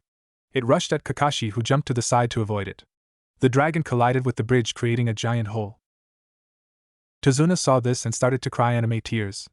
Sakura grew concerned with Tazuna because of this. Tazuna-san, what's wrong? She asked the crying man. Do you know how long it's going to take to fix that? Tazuna said, still crying, causing everyone on the bridge to sweat drop. Even Zabuza and Haku's sweat dropped at that response. His life's in danger, and all he worries about is the bridge? Either he's crazy or he has some serious dedication to bridges. Kakashi saw that Sasuke and Hinata were still fighting Haku and were covered in needles. He knew that someone would have to help them soon. And as if Kami had answered his prayers, a large gust of wind blew around everyone, followed by a flash of light and darkness. From the flash steeped a figure, black ANBU pants, a red and black shirt. He had a black cloak with the kanji for shadow written in crimson, and a black and white katana held at his waist by a chain. He had spiky blonde hair, 3 whisker-like marks on each cheek, and silver ripple-like patterned eyes. It was Naruto, and he was pissed. Flashback. Earlier, before Naruto came to the bridge, Naruto was still asleep. When he woke up, he threw on a red and black shirt instead of his usual black and orange shirt. He grabbed his gear, getting ready to meet with the team, until he heard a loud noise downstairs. He silently crept towards the staircase to see what was happening. He saw Inari on the ground and Tsunami being held by 2 of Gato's thugs. So what does the boss want with this bitch? One thug asked, gesturing to Tsunami. Hold the bridge builder to his will by using his family, the other said. Does this mean we can have fun with her? The first asked, smiling evilly, causing Tsunami to pale. Yeah, we can, the second said, smiling just as evil. They didn't get to have fun because Naruto teleported in front of them. The next thing everyone saw was the 2 thugs' heads rolling along the floor and Naruto sheathing his sword. He moved so quickly that no one saw him even draw his sword. Naruto helped the 2, complimenting Inari on his bravery, and told them to seek help from people they trusted. Naruto got from the sage's library. It's essentially a Shunshin witch but stronger and can teleport to anything so long as it's in eyesight. Doesn't matter how far away, if it is seen it can be teleported to. So he disappeared in a black and white flash and landed on the bridge. End flashback. Naruto was standing on the bridge with his Rinnegan activated and walked into the dome of ice mirrors. He saw Sasuke and Hinata covered Senbon. Sasuke also had his Sharingan unlocked and activated while Hinata had her Byakugan activated. Both were tired and in pain. Haku threw some saban at Naruto. Naruto just grabbed the hilt of his sword and the saban all were cut in half and they saw Naruto sheath his sword. No one saw him draw it. Naruto then kept doing this to all the saban that was thrown at him. "You'll have to do better than that," Haku Naruto said. "How did you know?" she asked. "I didn't, I took a shot in the dark." Naruto shrugged. "Oh, come on. Why does everyone know who I am?" Haku screamed in frustration. "Enough, surrender now," Haku Naruto told her. "I'm sorry, Naruto, I hope you can forgive me for this," Haku said sadly and threw two saban but not at Naruto. They impaled into Sasuke's and Hinata's necks. "No, Sasuke, Hinata-chan!" Naruto yelled, rushing to them. "Dido, I don't have much time, so I want to entrust you with finding my brother and killing him for me. Avenge the Uchihas in my name, for I will not be able to," Sasuke told him, breathing heavily. "I will," Sasuke Naruto told him as Sasuke's eyes closed, and he fell limp with no breathing. "And Naruto-kun," Hinata said, causing the blonde to look at her. "I tried my best, but it wasn't enough. I'm sorry. Become strong and the Hokage without me. I love you, Naruto-kun, and always will," Hinata said before also falling limp. No. Hinata-chan, don't leave me, please. I need you. I love you. Please don't go, Hinata-chan," Naruto pleaded. It didn't work. His eyes turned cold and unfeeling. "Is this the first time that you lost someone precious to you?" Haku asked. Naruto created the cross seal and created two clones who brought Hinata's and Sasuke's bodies out of the dome. "This is the way of the ninja. We must kill as we are tools meant to be used. We are all expendable," Haku said. "Kurama, juice me but don't interfere," Naruto told the fox, who agreed, knowing Naruto needed to do this. Naruto was shrouded in a red chakra cloak. His eyes changed to red eyes with the black ripples and a large black as the pupil. His teeth became fangs and his whisker marks became darker. "Haku," Naruto said, growling, "you took my comrade from me, and you took the love of my life. For that I will tear you to shreds." Naruto growled out, and held his hands out. "Shinra Tensei! Almighty push!" The mirrors broke apart, and Haku was sent flying across the bridge, bruised, battered, and broken. "Forgive me, Zabuza-sama, but this boy has bested me," she thought as Naruto stalked towards her. Everyone saw what had happened and stopped in their tracks. Kakashi was wondering what sent Naruto over the edge and then saw Sasuke and Hinata. He rushed over to them and checked them, thinking along the lines of, "Please be okay. Please be okay. Please be okay." Kakashi checked them and found that they did have heartbeats. They were put into death-like states. "Sasuke and Hinata are alive," Kakashi told the boy. Naruto stopped, and the fox cloak dissipated. "They're alive?" Naruto asked. Kakashi nodded and Naruto started weeping tears of joy. Zabuza looked at Haku and thought, "I guess she couldn't do it. She really is pure of heart." "Naruto-san," Haku started, "please kill me. I am a broken tool with no use to Zabuza-sama anymore. Please end my life." Haku begged to Naruto for death. "Why would I kill you? Hinata-chan and Sasuke are both alive. There's no reason for me to kill you," Naruto said, baffled as to why she wanted to die. "My life is devoted to Zabuza-sama. He saved me. In Kiri, people with bloodlines are hunted and killed for what they can do.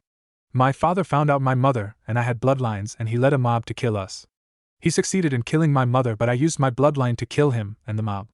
After a while of growing up on the streets alone, and with no food, Zabuza-sama found me and took me with him. I am no longer of any use to him. Please kill me," she explained and begged. "Haku, stop." Everyone turned to see Zabuza was the one who said this. "You are not a broken tool. You were never a tool in the first place. I admit I was wrong. These Konoha ninjas care for each other, and proved me wrong about shinobi as tools. I should have never thought of you as a tool. Instead, I should have thought of you as a daughter. And for that I'm sorry," Zabuza told her. Haku ran to Zabuza with tears in her eyes and embraced him. "Oh, Tu-san," Haku said, weeping as Zabuza embraced the girl, smiling under his bandages. Everyone smiled at the scene, but then Naruto went to Hinata, who was still in her death-like state. She awoke, as did Sasuke. "Wait, this is heaven? Where are my clan members? And barrels filled with tomatoes and onigiri?" Sasuke questioned. "And where are my barrels of cinnamon buns and 1,000 Naruto-kuns?" Hinata asked. Naruto blushed at that statement like tomato red all over his face. Everyone else laughed at him. Hinata then realized they were alive again. We're alive? We're alive! Hinata was happy, and then she saw Naruto-kun and she was cut off by Naruto's lips crashing onto hers. Hinata sat there shocked but soon kissed him back. They both put all the love they could into their first kiss. When they separated, they looked into each other's eyes. Hinata, don't die on me, please. I can't live without the woman I love. Hinata begged her, but Hinata was shocked by what he said. Naruto-kun, what did you say? She asked, stunned. I said I can't live without the woman I love. That woman is you. I love you, Hinata-chan.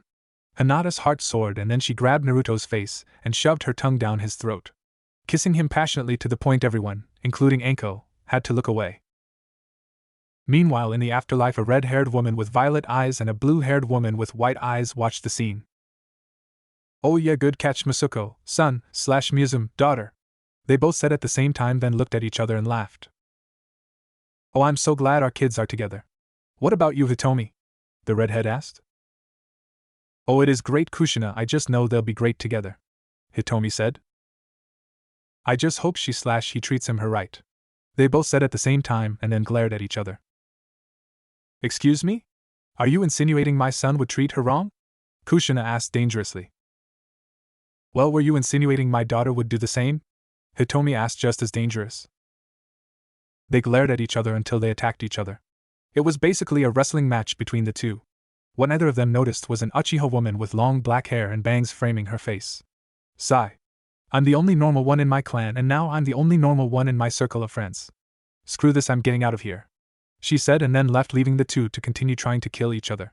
Again. Back on Earth, Kakashi turned to Zabuza. So what will you do now? Kakashi asked. The bridge builder is no longer our concern, Zabuza said. We are no longer enemies. Besides, I'd rather not piss off the kid. Plus, I was going to betray Gato anyway. Oh, were you now? A voice sounded from across the bridge. It was a man with long spiky brown hair wearing sunglasses and a suit. He also had a weird mustache. And I cannot explain what it looks like. You could just Google Gato Naruto, and it will be there. Behind Gato was an army of thugs with weapons. So you were planning on betraying me? Well, I was thinking the same thing. Men. Kill the ninjas except the woman. Zabuza's daughter I want for myself, as well as the blue-haired girl and purple-haired woman. The pink-haired woman you can have for yourselves, Gato said, smiling evilly. But there were a few problems with their plan. 1. Threatening to rape Haku didn't go over well with Zabuza. 2. Threatening to rape Anko didn't sit well with Kakashi. 3. Threatening to rape Sakura didn't sit well with Sasuke for reasons he didn't quite understand. And 4. The most important, threatening to rape Hinata didn't sit well with Naruto. Sasuke had drawn 2 Fuma Shuriken, Kakashi had his hands sparkle with electricity, Zabuza held his sword ready to chop some limbs, and Naruto had his sword drawn in his right hand and his left hand turned into a whip with spikes on it. The ninjas rushed at the army and decimated them. Sasuke threw the shurikens, and they cut down about 12 people. Sasuke then drew a kunai and killed 6 more. Kakashi rushed and sliced through 6 people until his hands didn't have lightning anymore. He spent the rest of the fight cutting people with his kunai. He killed 16 more people. Zabuza cleaved through the horde like tissue paper, having a staggering 28 kills. Naruto, however, cut down 28 thugs with his sword and whip blade combo. He also threw a few wind and fire jutsu, given to him by the sage, to slice and burn a few to a crisp. 4 thugs did make it to the girls, but Haku hit one in the neck with a needle, killing him. Anko slashed one's neck. Hinata threw a kunai at one's head from afar, getting it through their forehead. And Sakura used her Banshee Sukurichi, Banshee Screech, causing the last one's ears to bleed, and then threw a kunai at him. It hit his throat and killed him. Villagers from Wave arrived and saw the carnage and promptly puked, but there was one matter that still needed to be dealt with. Gato. He was sitting at the edge of the bridge cowering after witnessing the carnage. Naruto walked up to him with the eyes of a predator stalking his prey. Wait, please. I'll give you whatever you want. Money, power, women. Anything. Just don't kill me, he begged. Money is the root of all evil, plus I already have enough, Naruto said coldly as he came closer to Gato. Power? I have divine power which you are no match for. Naruto came even closer. And women? You're offering me women to rape after you threatened to rape my friend, my teammate, my sensei, and my girlfriend? For a business tycoon, you're not very smart. When you see the Shinigami, tell him Uzumaki Naruto sent you. Gato. Human path. Naruto grabbed Gato and pulled his soul out, gaining his memories, and sent his soul to the Shinigami. Meanwhile, in the realm of the dead, Gato arrived right in front of a desk with the Shinigami sitting there doing paperwork. Who sent you? He asked Gato. Uzumaki Naruto? Gato asked fearfully. Shinigami looked at the man. Okay, your punishment will be to be pulled apart by horses and then healed to endure it again repeatedly for all eternity. Next soul, Shinigami called as Gato poofed away. I hate paperwork, Shinigami said. If you listen closely, you would hear a voice from in his stomach saying same here. Back on Earth, Wave was freed from tyranny, and the bridge was built. Zabuza and Haku got their money and decided to settle in Konoha for no reason other than to never having to worry about being on Team 7's bad side again. Also because Zabuza had a score to settle with a youthful Leaf Jonin who stole his eyebrows years ago on a joint mission between Konoha and Kiri. Back in Konoha, a green spandex-wearing Jonin shivered, feeling someone would be challenging him for his beloved brows. The bridge was named the Great Naruto Bridge in honor of the boy who killed Gato and saved the town. Team 7 and Zabuza and Haku left shortly towards the Leaf Village, all of them wondering what would happen to them back in Konoha. Team 7, Zabuza, and Haku arrived at the gates of Konoha much to the shock of Izumo and Kotetsu, the gate guards. They signed into the village and then left towards the Hokage's office. As they walked through the village, everyone noticed glares being sent to Anko and Naruto. Kakashi was impassive, being used to it, while everyone else besides Hinata wanted to know why those two were being glared at by a lot of the villagers. They finally got to the Hokage's tower and met with him. Hiruzen was shocked to see Zabuza and Haku and demanded an explanation. And so Kakashi, Anko, Zabuza, and Naruto told the story of their mission. Zabuza also explained that he and Haku are now forbidden from entering Wave because of what they did to the workers on the bridge, and that the Hokage may have to pay Nami compensation for the deaths. The Hokage hit his head into the desk and asked, "Why must you bring me nothing but paperwork, Naruto? Tell you what, Gigi, you cover all that and let them be ninjas here, and in exchange I'll give you the secret to defeating paperwork," Naruto told him. In an instant, Naruto was tackled by the old Hokage, brought into the air, and repeatedly shook. What? What is it? Tell me how to defeat the greatest evil in the village now, the Hokage begged. Okay, Gigi, 2 words. The Hokage focused on the blonde boy. Kage Bunshin, shadow clones. The Hokage just went to his desk, pulled out a scroll, applied blood to it, and out came wooden board with a note that said, "For when something obvious is revealed to you," on it. He then bashed his skull repeatedly with it while saying "stupid, stupid, stupid" over and over again. Meanwhile, in the afterlife, all the Kage of the past were doing the same with boards that came out of nowhere. Even the Yondaime Hokage in the Shinigami's stomach was doing it. They couldn't believe that their greatest bane was able to be easily beaten. Oh, the wasted years. After 15 minutes of this, the Hokage gave the 2 Konoha headbands and put them on a 6-month probation and interrogation with Yamanaka Inoichi and Marino Ibiki. He also ordered them to work at the academy, as well as Haku to work as a combat medic as Chunin rank and Zabuza working in the torture interrogation department as a Jonin. After that was done, Zabuza and Haku went for their interrogations. Team 7 decided to go home for the night and meet up tomorrow. After all, it was one hell of a ride they went through. Everyone except Naruto and Hinata left. Both had serious looks on their face, which told the Hokage, "We need to talk in private." "Leave us," the Hokage commanded, waving his hand. The hidden ANBU in the room left, with only the sounds of whooshes being the only thing that confirmed they were ever there to begin with. The Hokage then looked at the two seriously. "How important is this?" he asked. "Very, Hokage-sama," Hinata said. Hiruzen nodded, and before they began, Naruto held his palms out. "Bansho Tenin, universal pull," Naruto said, and a figure was pulled towards him clad in Anbyu garb but wore a pure white mask with the kanji for any root on it. Naruto looked to the Hokage, who nodded. Naruto then removed the Anbyu's soul and absorbed his memory. This allowed him to know who sent the root Nin. It was the Hokage's rival and fellow councilman Danzo. Unfortunately, there was nothing too incriminating in the ninja's mind, so they wouldn't be able to get Danzo arrested. And even if there was, that would reveal Naruto's abilities, which they are still trying to hide for now.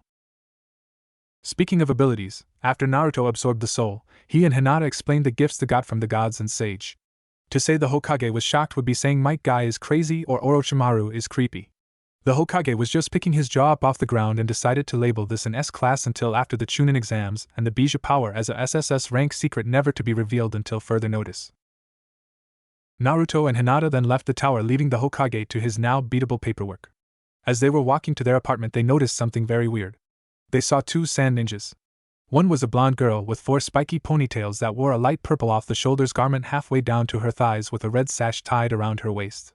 She had fishnet over her shoulders, right calf, and left thigh. Her forehead protector was worn around her neck.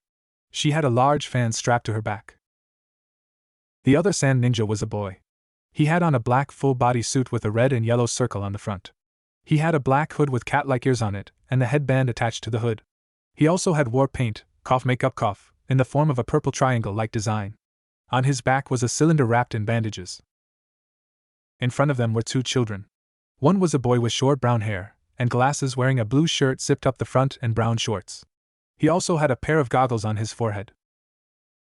The other was a girl with orange hair tied into 2 large pigtails with red elastics. She had a perpetual blush on her cheeks. She had goggles on her head and wore a red tank top over a pink shirt and gray pants. She also had goggles on.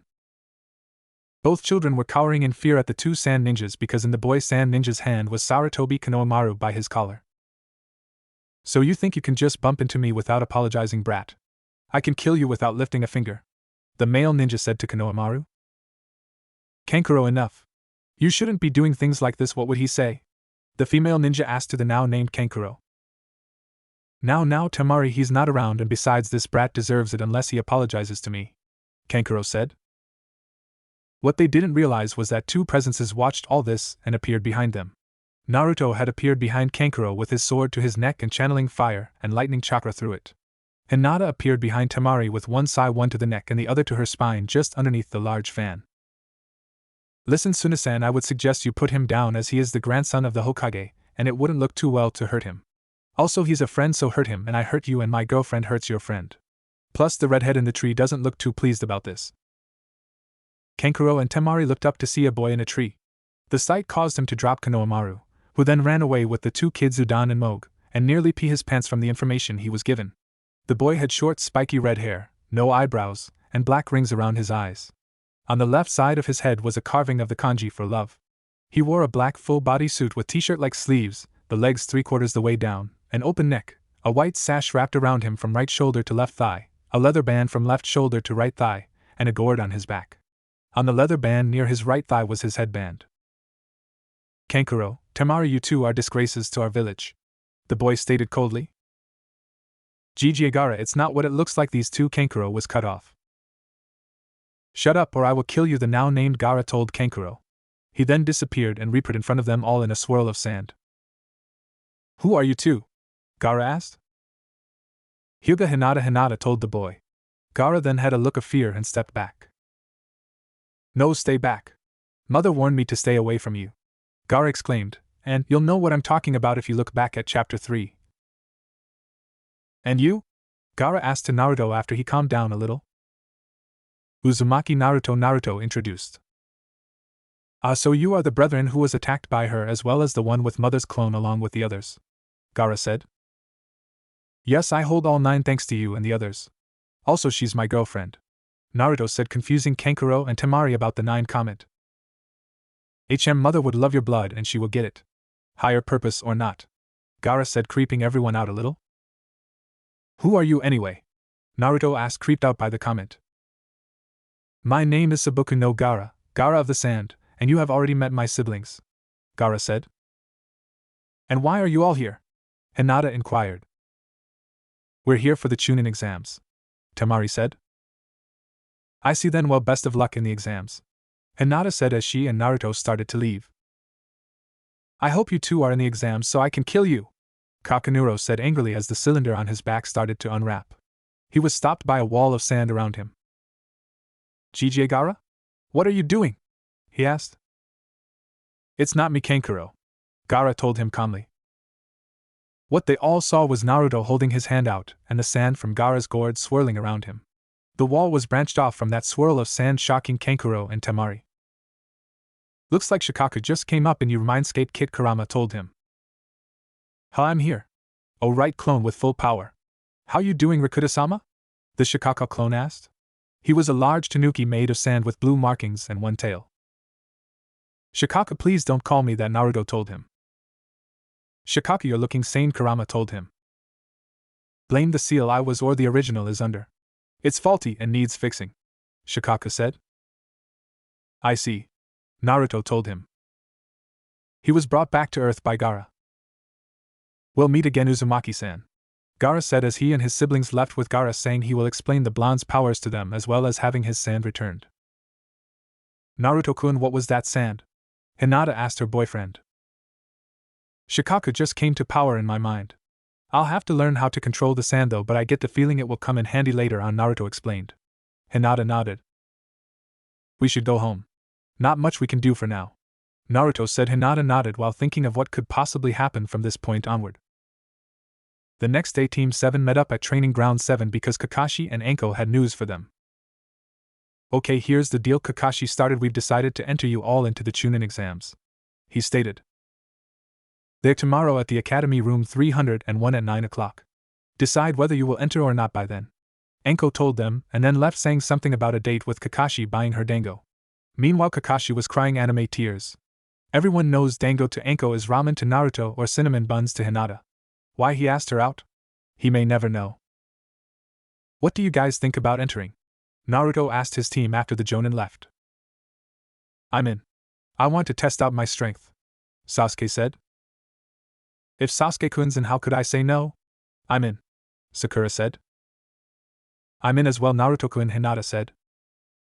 Good, although I have to warn you, I met someone from the Sand Village that is entering. He's extremely powerful and will not hesitate to kill you, Naruto warned seriously. Sakura gulped, but Sasuke looked impassive, wanting to test his powers against this person. So we're all going entering then?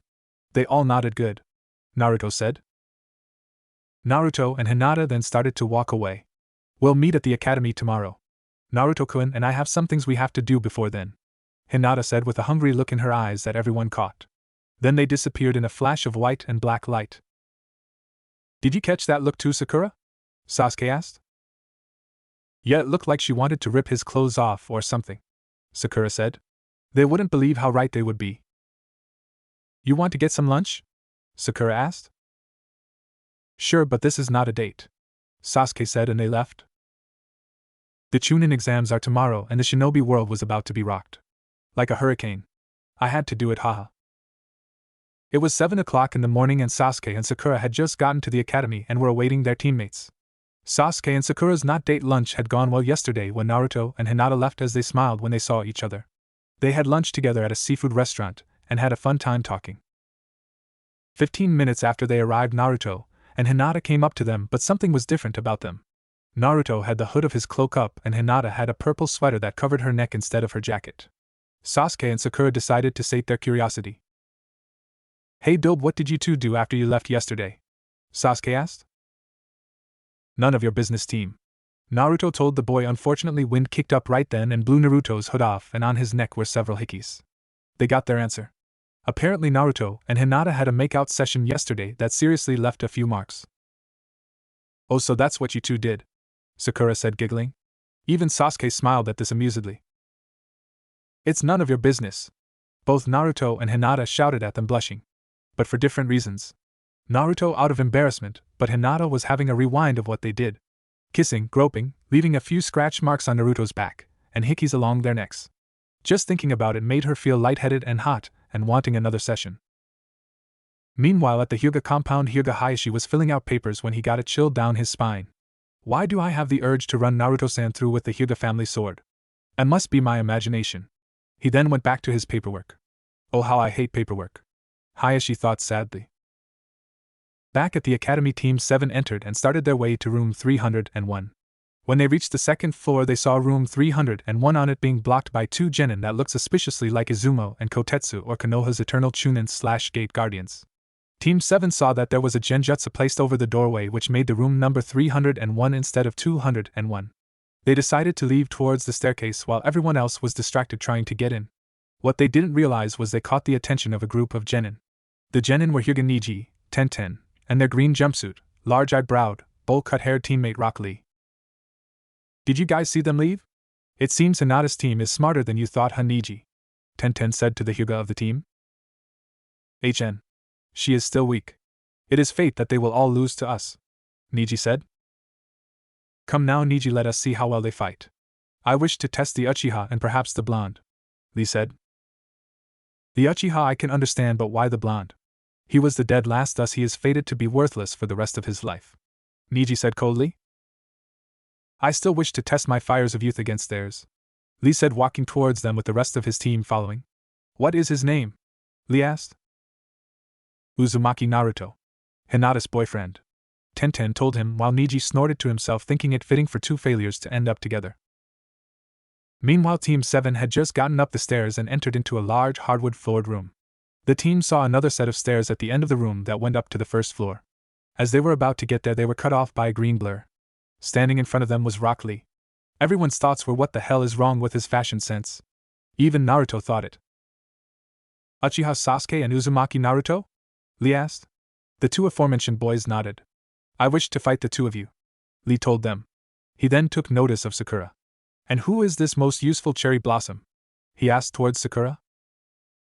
Haruno Sakura, and you? She asked, trying to be polite but was on the inside a little creeped out. My name is Rock Lee. Please go out with me and I swear to protect you with my life, he said, which creeped out everyone. Even his teammates who just arrived up the stairs to hear that. No thanks. I'm interested in someone else, she said, looking at Sasuke. Lee caught this and had even more resolve to fight Sasuke. So it is Uchiha Sasuke you are interested in. I see. Then I will fight both him and Naruto-san, and so I may prove myself to be better, Lee said, determined. I guess I could throw you around the room for a little bit, Sasuke said arrogantly and a little annoyed, entering his interceptor fist stance while Lee entered his Goken, strong fist stance. With one arm behind his back and the other in front of him, open palm facing his face and knees bent. Naruto-san, are you not going to join us in this youthful bout? Lee asked Naruto. Sure, I could go for a fight, Naruto said, entering his Kitsune stance. Both knees bent and hands in a boxer's position. Sasuke and Naruto rushed at Lee at the same time. Sasuke got to him first, aiming to punch Lee in the face. Lee ducked the Pyuro unchanged and spun around while swinging his right leg outwards and shouting Konoha Reppu, Leaf Gale. Sasuke jumped over the leg in a cartwheel and appeared behind Lee. Sasuke kicked Lee from behind only for Lee to jump to his left to avoid the kick. What Lee didn't count on was Naruto appearing right as Lee was landing. Naruto punched Lee in his face as he was landing and sent him back skidding. Lee staggered a little from the hit but then got back in his stance, rushing at Naruto. Konoha Senpu, Leaf Whirlwind, Lee shouted as he jumped into the air and tried to kick Naruto with the back of his left leg after spinning in midair. Naruto just lifted his arm and blocked it, much to the shock of Lee and his teammates. With the others, he blocked Lee's kick like it was nothing, Tenten said in shock. He is still a loser just like Lee, Niji said, but on the inside he was thinking, how the hell did he do that? Even I have trouble blocking Lee's kicks. I wouldn't underestimate Naruto-kun, Niji-Nizan, Hinata said to the boy.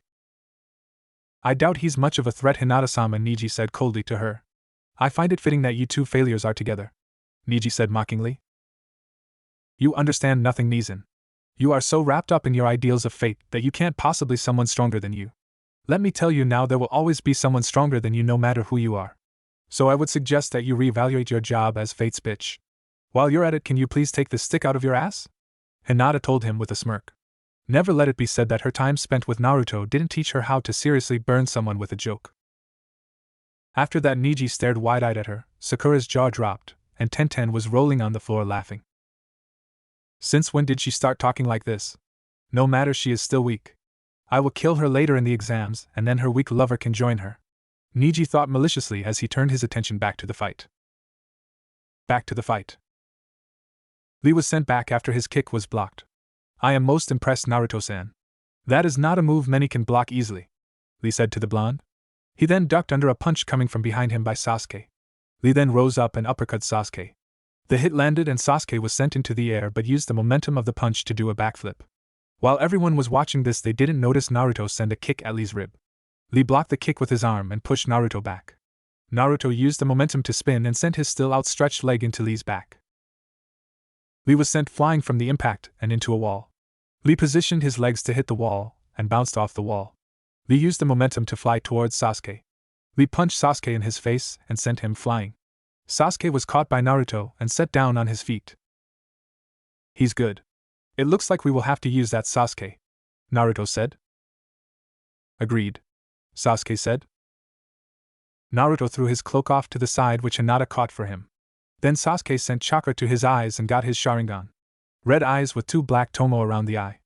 Naruto and Sasuke went at Lee with blinding speeds. Lee was kicked in the back of his right knee by Sasuke, tripping him. As Lee was tripped and still above the ground, Naruto brought his elbow down into Lee's chest. Lee hit the ground hard. Naruto then picked Lee by his leg and tossed him towards a wall. Sasuke appeared behind the flying Lee, intent on doing a spinning kick to Lee's stomach. Just as the kick was about to make contact, Lee disappeared. Sasuke spun around searching for Lee, only to feel a kick to his face. Sasuke was sent sailing through the air and looking for Lee after getting hit. Lee appeared underneath Sasuke in a kagebyo, dancing Lee's shadow. The bandages around Lee's arms started unwrapping and were about to wrap around Sasuke. What he didn't count on was Naruto appearing to Kawarini, substitute, with Sasuke, facing Lee, and deliver a punch to Lee's stomach, sending him crashing to the ground. "I think we win," Naruto said. "You did win, Naruto-san. I admit defeat. I perhaps shouldn't have tried to fight both of you at once. I swear on the fires of youth that I shall defeat you, Naruto-san. From this moment on, you are now my eternal rival," Lee shouted. Meanwhile, with the Jonin, Kakashi was reading his Ika book when all of a sudden he dropped his book, and shock with his eye widened. Everyone saw this and went to see what happened. "Kakashi, what happened?" Kurenai asked him. "I feel as though someone has just had their death handed to them by being labeled as a dreaded eternal rival to the pupil of Might Guy. I also feel that it was one of my students. May Kami have mercy on their soul," Kakashi said. Back with the genin. The teams were leaving until they were stopped by a voice. "Lee, you should know better than to use that technique unless it is a life or death situation. Prepare for punishment," the voice yelled. The group turned around and saw a man that looked exactly like Lee, but with a flak jacket that was unzipped. Seriously, the eyebrows and haircut were the same as well. The man punched Lee in the face and sent him flying and crashing to the ground. People noticed that the man had tears in his eyes as he did it. The genin thought while watching this.